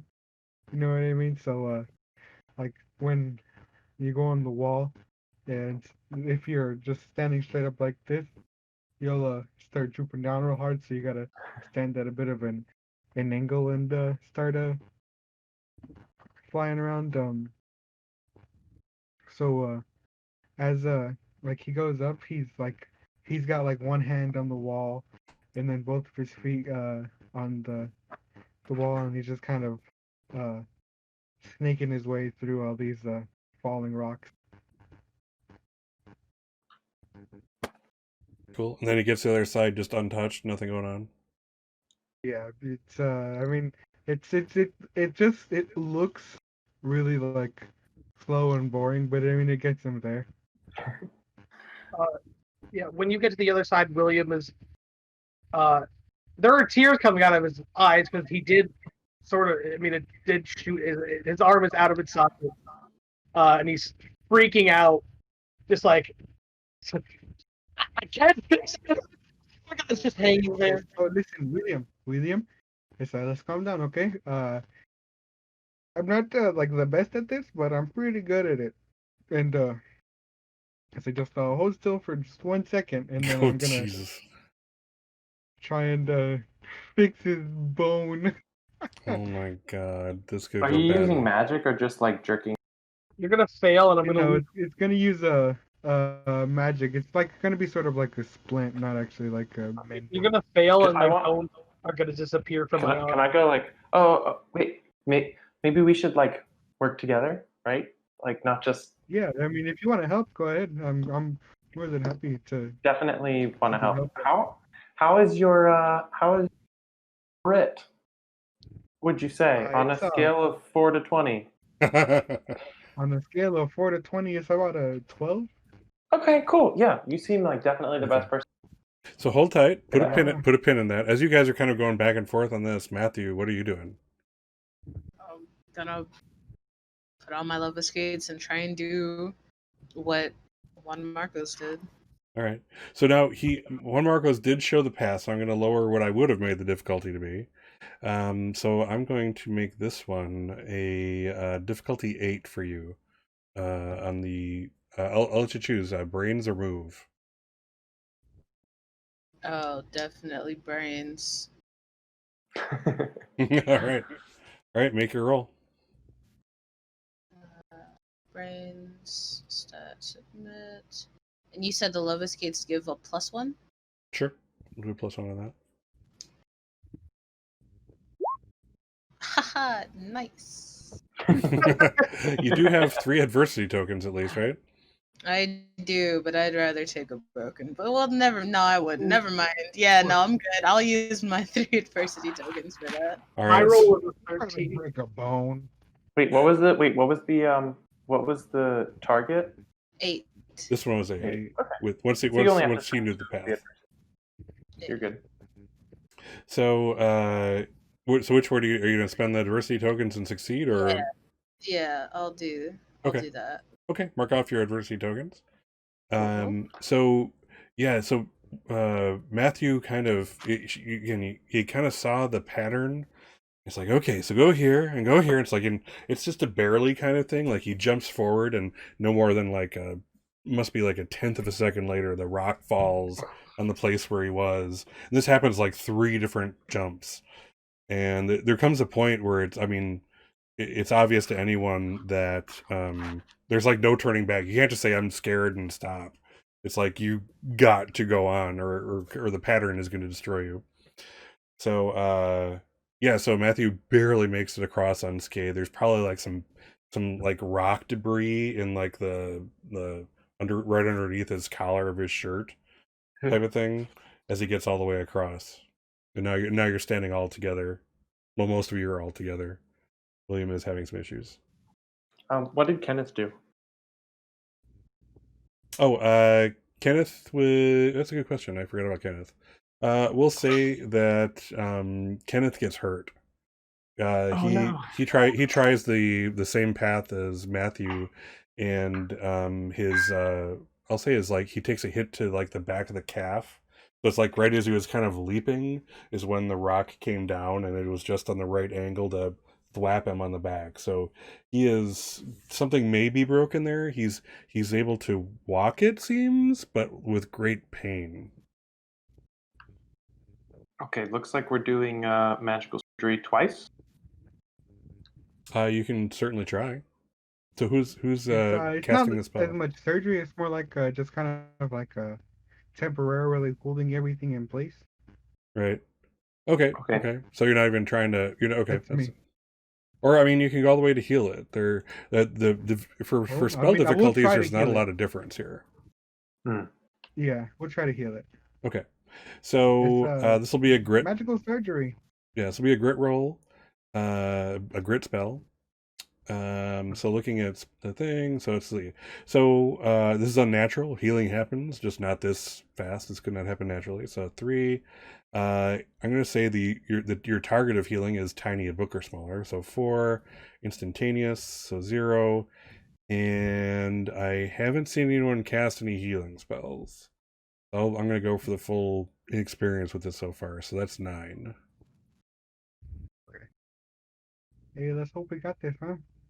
Let's hope you get some luck. Why don't you help me here and right, and this is a prepared roll, so so the other people can, because you're kind of taking your time, you have time to deal with this. Other people can indeed help and add in their adversity tokens. I am definitely helping. Can I help if it's affecting me? I would say no. You're in too much pain to really assist in this. You can help when we do with our buddy Kenneth over here. All right. But go ahead and make your roll. Grit magic. Difficulty of 9. Grit magic. Submit. All right. Roll your other die, your magic die. Nice. You're not even going to need help. You can't fail that. Right. 11. Cool.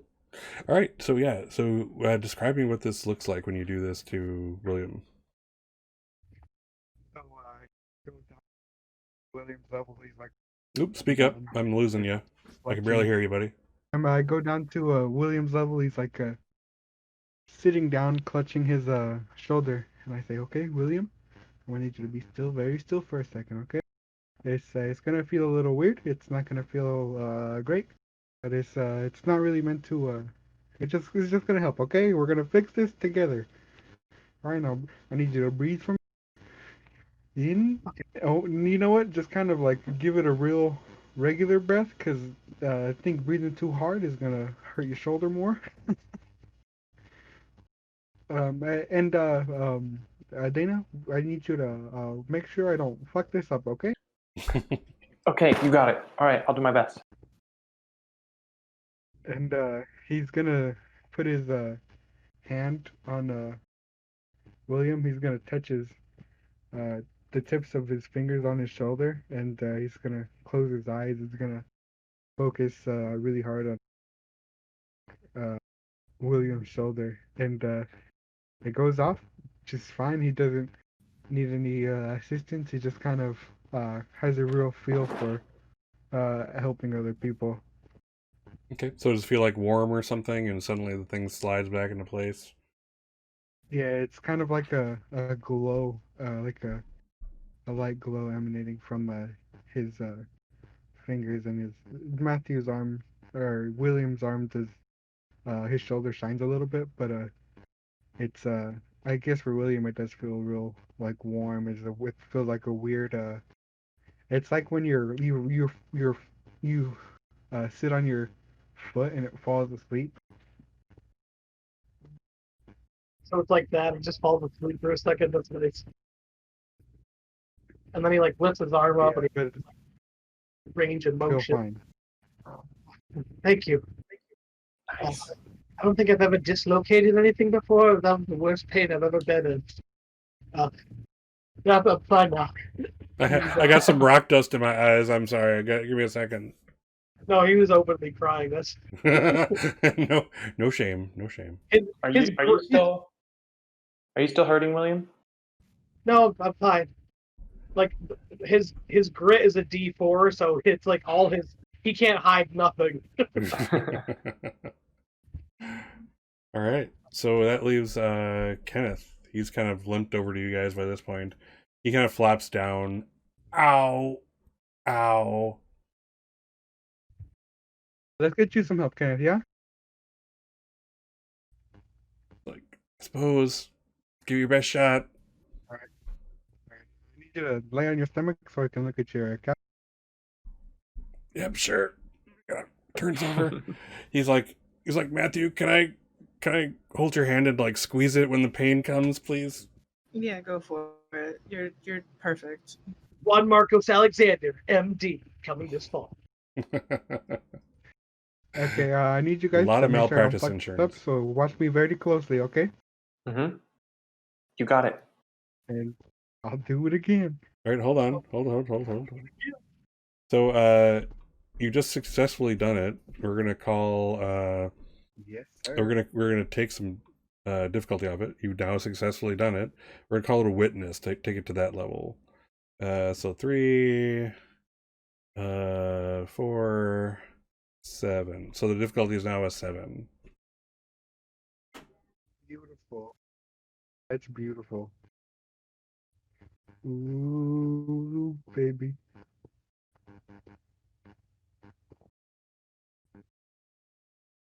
No pressure. 4. Now roll your And magic then die. with my magic, 5. 5. that's a 5, and I will use. Oh, I can use an adversity token to help you, and it gives you 2 because I'm. Oh, beautiful. That's great. Okay, cool. Go for I it. love that. So, Okay, cool. yeah. So why don't you both kind of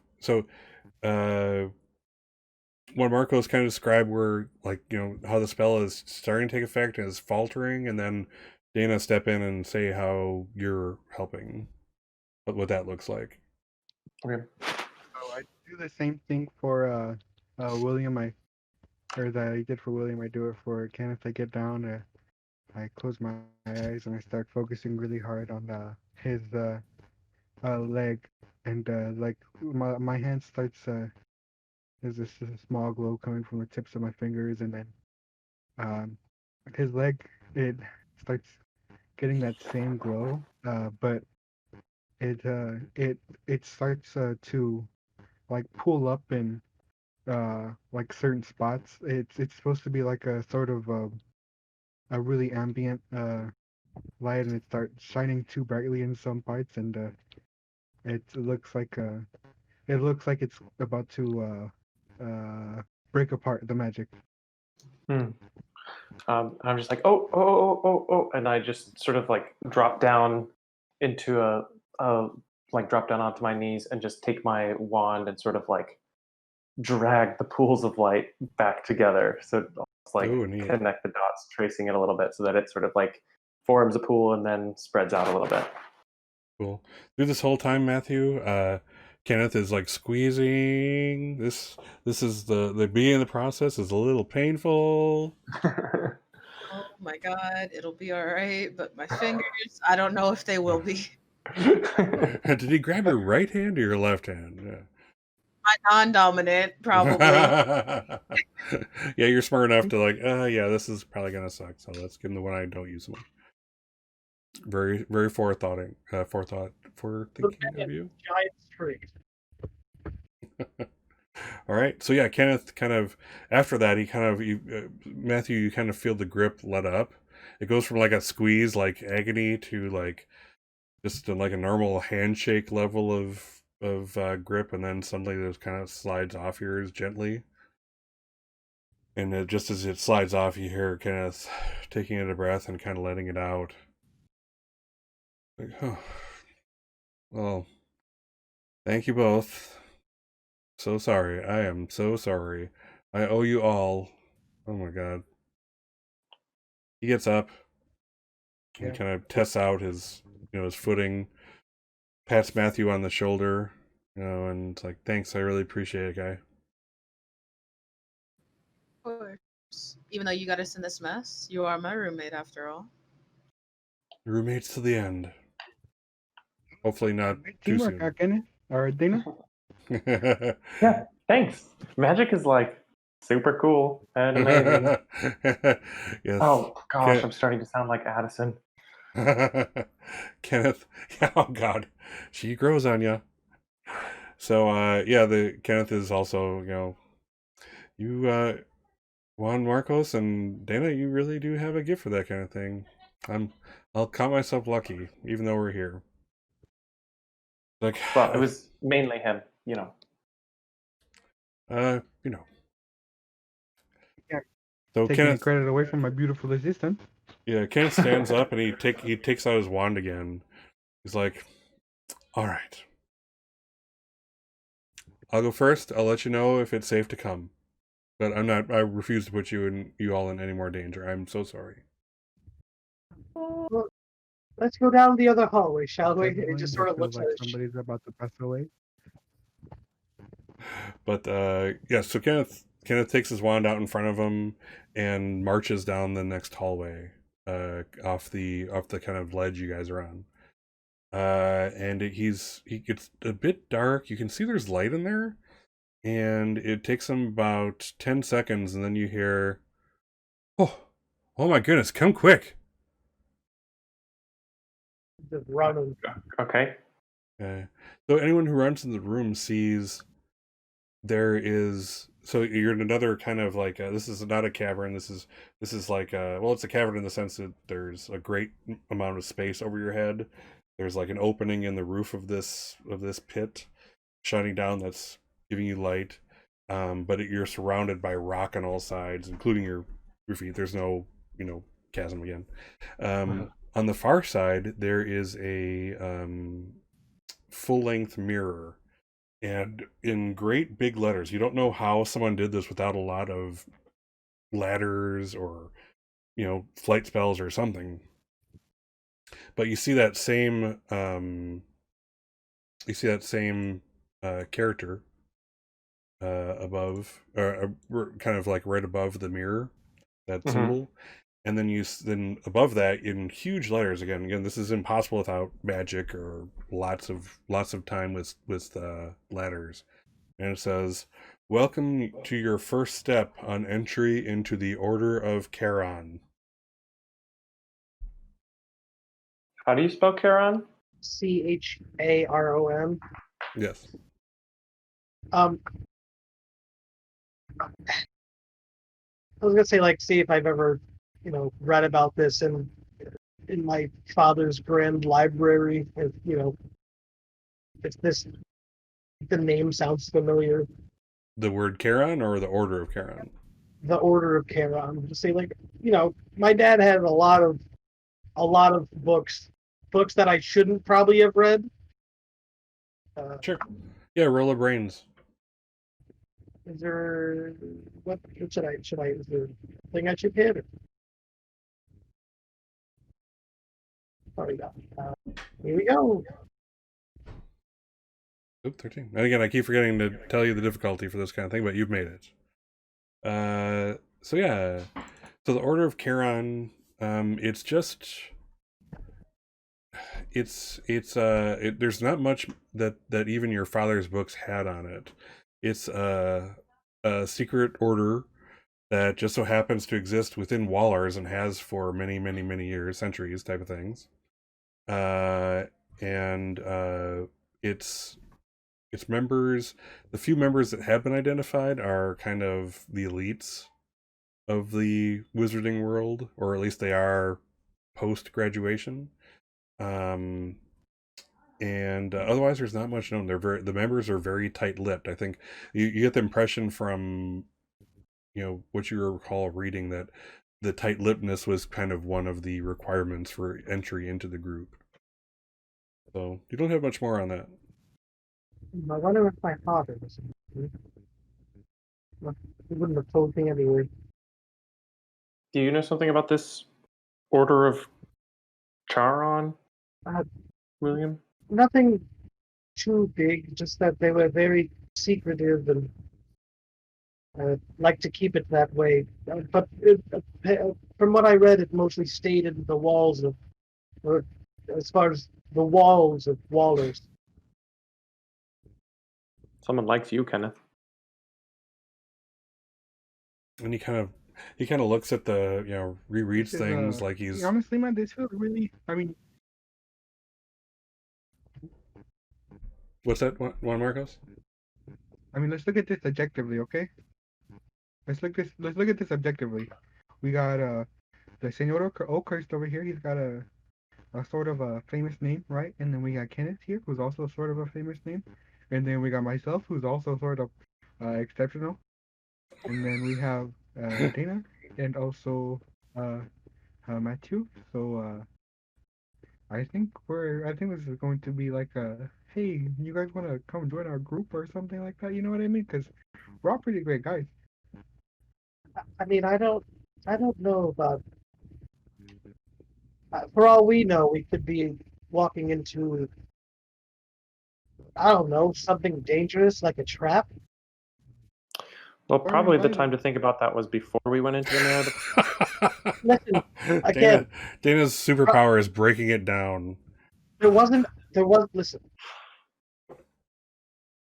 I'm not reprimanding. I'm just saying, like, at this point, there's nowhere else for us to go, right? Like, there's no other room. Like, this is it. Like, William walks over to the mirror and places his hand on it. Yeah, William disappears. Oh Gone. gosh, this again. So we gotta go down this rabbit hole, guys. There's no way back. I would like to do some sort of like oh, actually, can I spend 2 adversity tokens to have some spray paint? A can of spray paint? Sure. Yeah, that's one of your strengths, right? Yeah. Sure. Yeah, go ahead. All right. So I'm going to pull out some purple 3-dimensional magical spray paint and say, I got this out of Addison's bedside table. And then like spray it on the floor and just spray paint in like a nice big circle. Dana, Matthew, Juan Marcos, William, Kenneth, we were all here. I don't even know what day it is, but I guess it's when we left. Sure. So call it Monday. Call it Monday. Yeah. Could you underline my name really big? Maybe give it a little wavy line or anything? Sure. Yeah. Yeah. Just a little bit of flair. Suddenly here in the back, Make mine look cool. All right. It Cool. is like a little poop on top. Nah, let's go. I'm gonna run over. As I'm kind of shoving it in, put my hand on the mirror as well. Yep, Dana disappears. That leaves 3 of you. What are you doing? I was going to suggest we could try and leviskate out to see what was up there, but I guess not. Kenneth is like, Can at do this that if point, I you would feel want, bad Matthew. if there was something bad up there. So go forward, Matthew. I couldn't bear if anything happened to you. Alright. It's Matthew will touch the Yep, Matthew disappears, leaving Juan, Marcos, and Kenneth. So, what are you gonna do over here, Kenneth? Well, I got you all into this, so I can't leave until everyone's gone. I'll go last.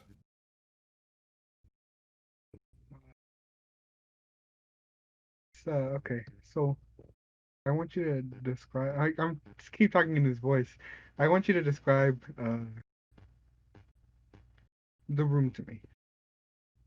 Yeah. So again, it's kind of like it's a cavernous thing in the sense of you're basically in a stone room, roughly round-ish. And again, if you look up, there's about 200 feet up. There's about like an exit, like that goes to the real world, and that's where the light for this room comes in. From one end, where you see the kind of the entranceway you came through, and then on the other side, directly opposite with the writing, is the full-length mirror. And then, of course, now the spray painting on the floor. Kenneth, it's been really fun. If I don't see you on the other side, you want me to do anything special for you, or you want me to send something to your I'm family? gonna be on the other side. Go, go, go. You're killing me. I mean, it's just like okay. Well, I mean, we'll see you, and then I'll touch it. Okay. The for each of you, you kind of zip forward. The first of all, let's see. So it was who touched first? It was William, right? Mhm. So William, you're there for it seems like maybe 5 minutes, and the first class bell you hear ringing, and 5 minutes, and at that time suddenly, let's see, who was second? Dana. Dana Mhm. comes through, and it's another several minutes. Matthew pops through a little longer, and then Juan Marcos, and then right after Juan Marcos, Kenneth comes through. So you're about, if you stay there, Are we you're back in all the about, bathroom? yeah, you're back at the bathroom. Sorry, yes, you're about 30 minutes late for class. It would seem. Ugh. I'm gonna sort of shake my hands and look around the bathroom with a sort of distasteful look, and then, all right, that was weird. I gotta go to class. See y'all later. Yeah, And sort of dash out of the bathroom. yeah. Right after Kenneth goes through, the runes that he'd painted on the mirror fade into nothingness. They're gone now, as is the sheet of paper he was using to kind of as an instruction guide on it. There's a look on William's face, one that over the month no one's probably seen, of like intrigue. He says, "I have to know about this. It's very interesting." Say, Kenneth, what did the person who handed you this look like? He's like, If you can he's remember. like, I don't remember anymore. Great. It was a boy, older than me. I don't know. I don't know if the Fine. mirror messed me up or if I'm just too freaked out. Unless It they feels wanted like to. some magic stuff, you know? What did Juan Marco say? I didn't hear. It feels like some magic, like a subterfuge. It could be, or maybe just freaked out. Can't say. I mean, you could just be scared, young. You know what I mean? It's like when you're like doing something really dangerous or like excited, you kind of just forget all the small stuff, and like a lot of times that's faces. Maybe. I wish I could tell you, but here we are. I'm gonna go to class. Hopefully, it's still today. Yes, yes, yes. You see anything like that again, you let me know, okay? Oh, I don't see how I couldn't at this point. We're all in this together. Yeah, like the musical of high school. Yeah. Is Matthew even in the room anymore, or does he pull like a Batman? I sprinted out as soon as Dana was like, I'm late for class. I'm like, my test! My test, I can still complete it. So yeah, nobody, and of course, just like in almost like Batman, nobody notices Matthew's absence. I am the knight. I think William is going to check his magical mail to see, you know, what his father thought of what he wrote I mean, I know it's been a month, but let's just say they're sending letters without using magic. The one mundane thing he's trying to do. See, what response he got back after, telling him everything of what happened. Oh, okay. Oh, you're talking in the future, yes. Yeah. Oh, okay. Well, we'll cover that in the next session. Because, of course, you aren't going to get it back to that. Yeah. So everybody goes to class, try to make sense of all this, and yeah. Everyone gets a message delivered to their classrooms, a message from Dr. Falstaff berating them for missing part of first class and to remind them that she sees all. She foresaw all, more to the point. Well, it Nice. takes like reading it. Sorry. Go on. There you go. Go ahead. Don't worry about it, bro. No. Somebody talk! Fine. I was just saying, like, he reads it, he's just like the note, he's just like, I really wish that we didn't have a teacher that could see what we're going to do before we do it. Just like if Juan is in the same class as me, just like whispering over to him. If it's like it makes me feel good because she knows that I'm not gonna be there, and she's not gonna worry about it, And I have to go ahead and say, hey, I'm not coming. She just knows. Just I guess. So how does Matthew do on his quiz or his test? Considering he skipped breakfast for it, I would say not 0, but maybe just barely a 70. It's like, you're late, Mr. Poitier. Sit down. Take a test. Type of thing. Excellent. And Dana, how's your class go? It's good. I'm not really paying much attention. I have divination in the afternoon, and I'll talk with Dr. Falstaff afterward about Juan Marcos's suggestion about tutoring and help with getting caught up on classes. But I'm definitely going to ignore the message that I received from Dr. Falstaff and threw it away in the trash can as soon as it ended and did not mention it once. If I was cheeky, I would say you immediately get another message delivered saying, pick that note up. But that would be cheeky. I won't do that. So yeah, awesome. Cool. So this is a good place to end the session.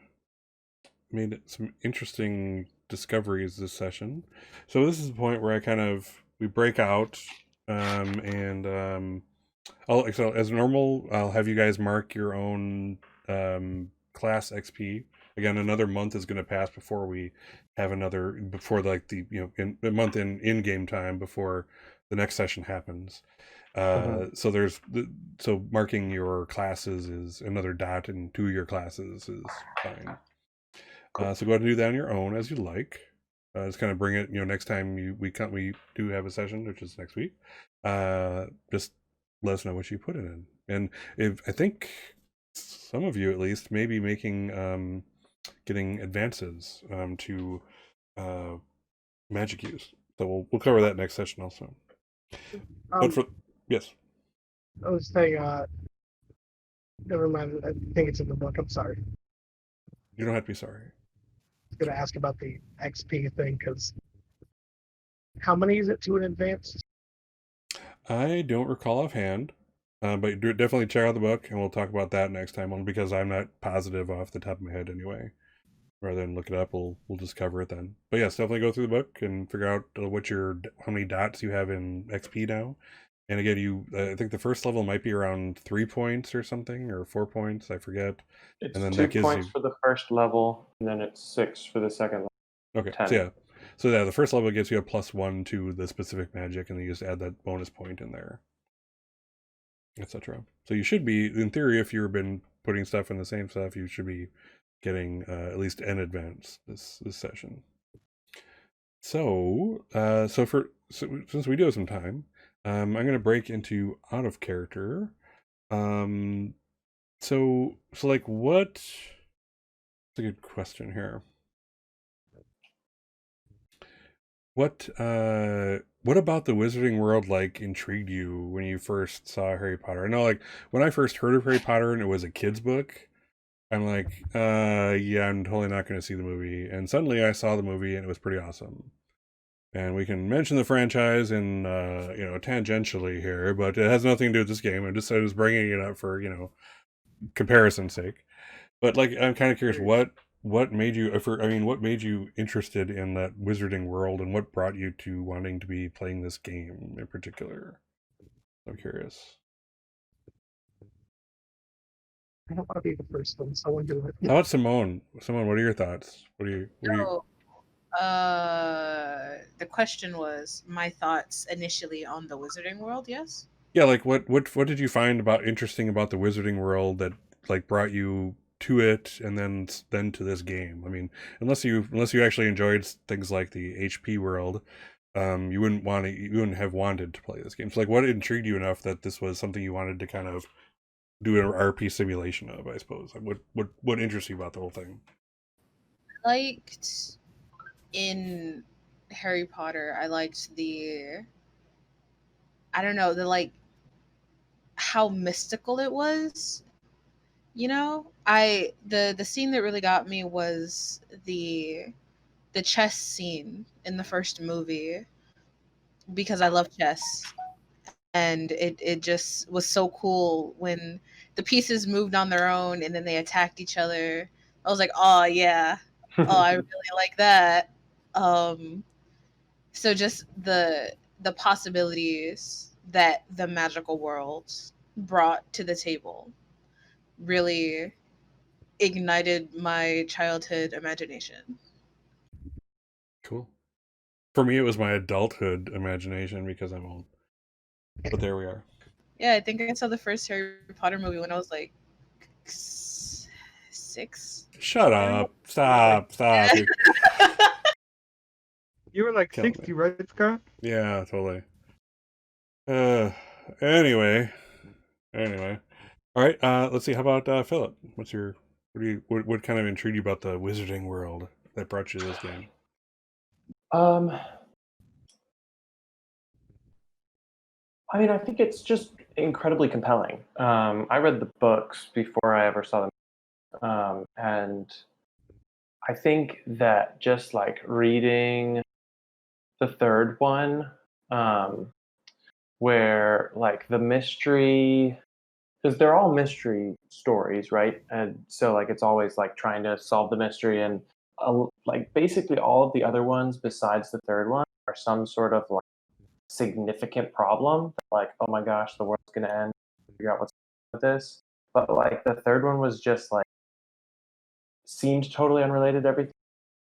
They were just at school, and the cool new professor that they liked who was sick, and like trying to figure out what was going on with this cool magic map. And it just very much felt like this real other world, and just people going about their business in this other world. And it just sort of gripped me, of like this idea of just more so than anything else, just like being at school, but you're learning magic. Like you're dealing with all the same stuff that other people do, like magical. And I just thought that was super, super Cool. How about Robert? How about you? I really loved Lord of the Rings when I was little. That was my favorite movie. It was my jam. I would watch Lord of the Rings all day. I had it on the DVD and I just pop in and I just keep watching it. I loved it. I still love it. Um, but it got me super into like the fantasy setting and the fantasy genre and like one of the biggest parts of that is magic. So when I Mhm. found out Harry Potter, what do you mean magic in today? Like today magic, magic today, magic in like real people times? Real. So I watched the movie with my family, and I loved. Ah man, I loved the newspapers with the moving people and like the paintings and That's cool. the shifting stairs, even the chess scene. It was all so super cool, Dope. and it just kind of it was like that intro into fantasy and magic that led me into Harry Potter, and I didn't read the book until I was older, and I loved all the mystery elements like who done it, you know what I mean? Cool. Awesome. All right. How about Katic? I can't remember like when I first watched the Harry Potter movie. I do remember I was young because I think I watched the first Harry Potter movie and I was like, oh, that's awesome. And I didn't start actually getting into like the whole magic thing until the second one came out. And I was also very young then. That came out in like what 2005, 2004, something along the lines. But like I watched the movies first, then I read the books, and then when I was 10, I started getting to Dungeons and Dragons, which got me interested in the whole fantasy setting thing like a lot more. Uh, and the whole Harry Potter magic school thing I've always wanted to do, and then I saw this game, and I was like, yes, I will. I will attempt to join this. Yeah. Cool. Awesome. I mean, again, and it's all for me. It was the whole idea that there was this whole mystical world behind what we were all seeing, Mhm. just like in the in the Lion, the Witch, and the Wardrobe. Who wouldn't have gotten to the wardrobe, in real life and like close their eyes for just a second and hope when they push past those coats that there was this doorway to another world behind it. There's just that thought that maybe there's something more than this or something behind all that we can see that's so much more mystical, and there's so much more to learn and see and experience. So that was my thing. But so, yeah, I mean, I think we're all pretty much the same in that. Yeah, this is all about. Yeah, there's this mystical force back there, and as students at the school, you get to learn how to control it, and it's kind of that process of learning and growing up slowly but surely. But yeah. Mhm. Cool.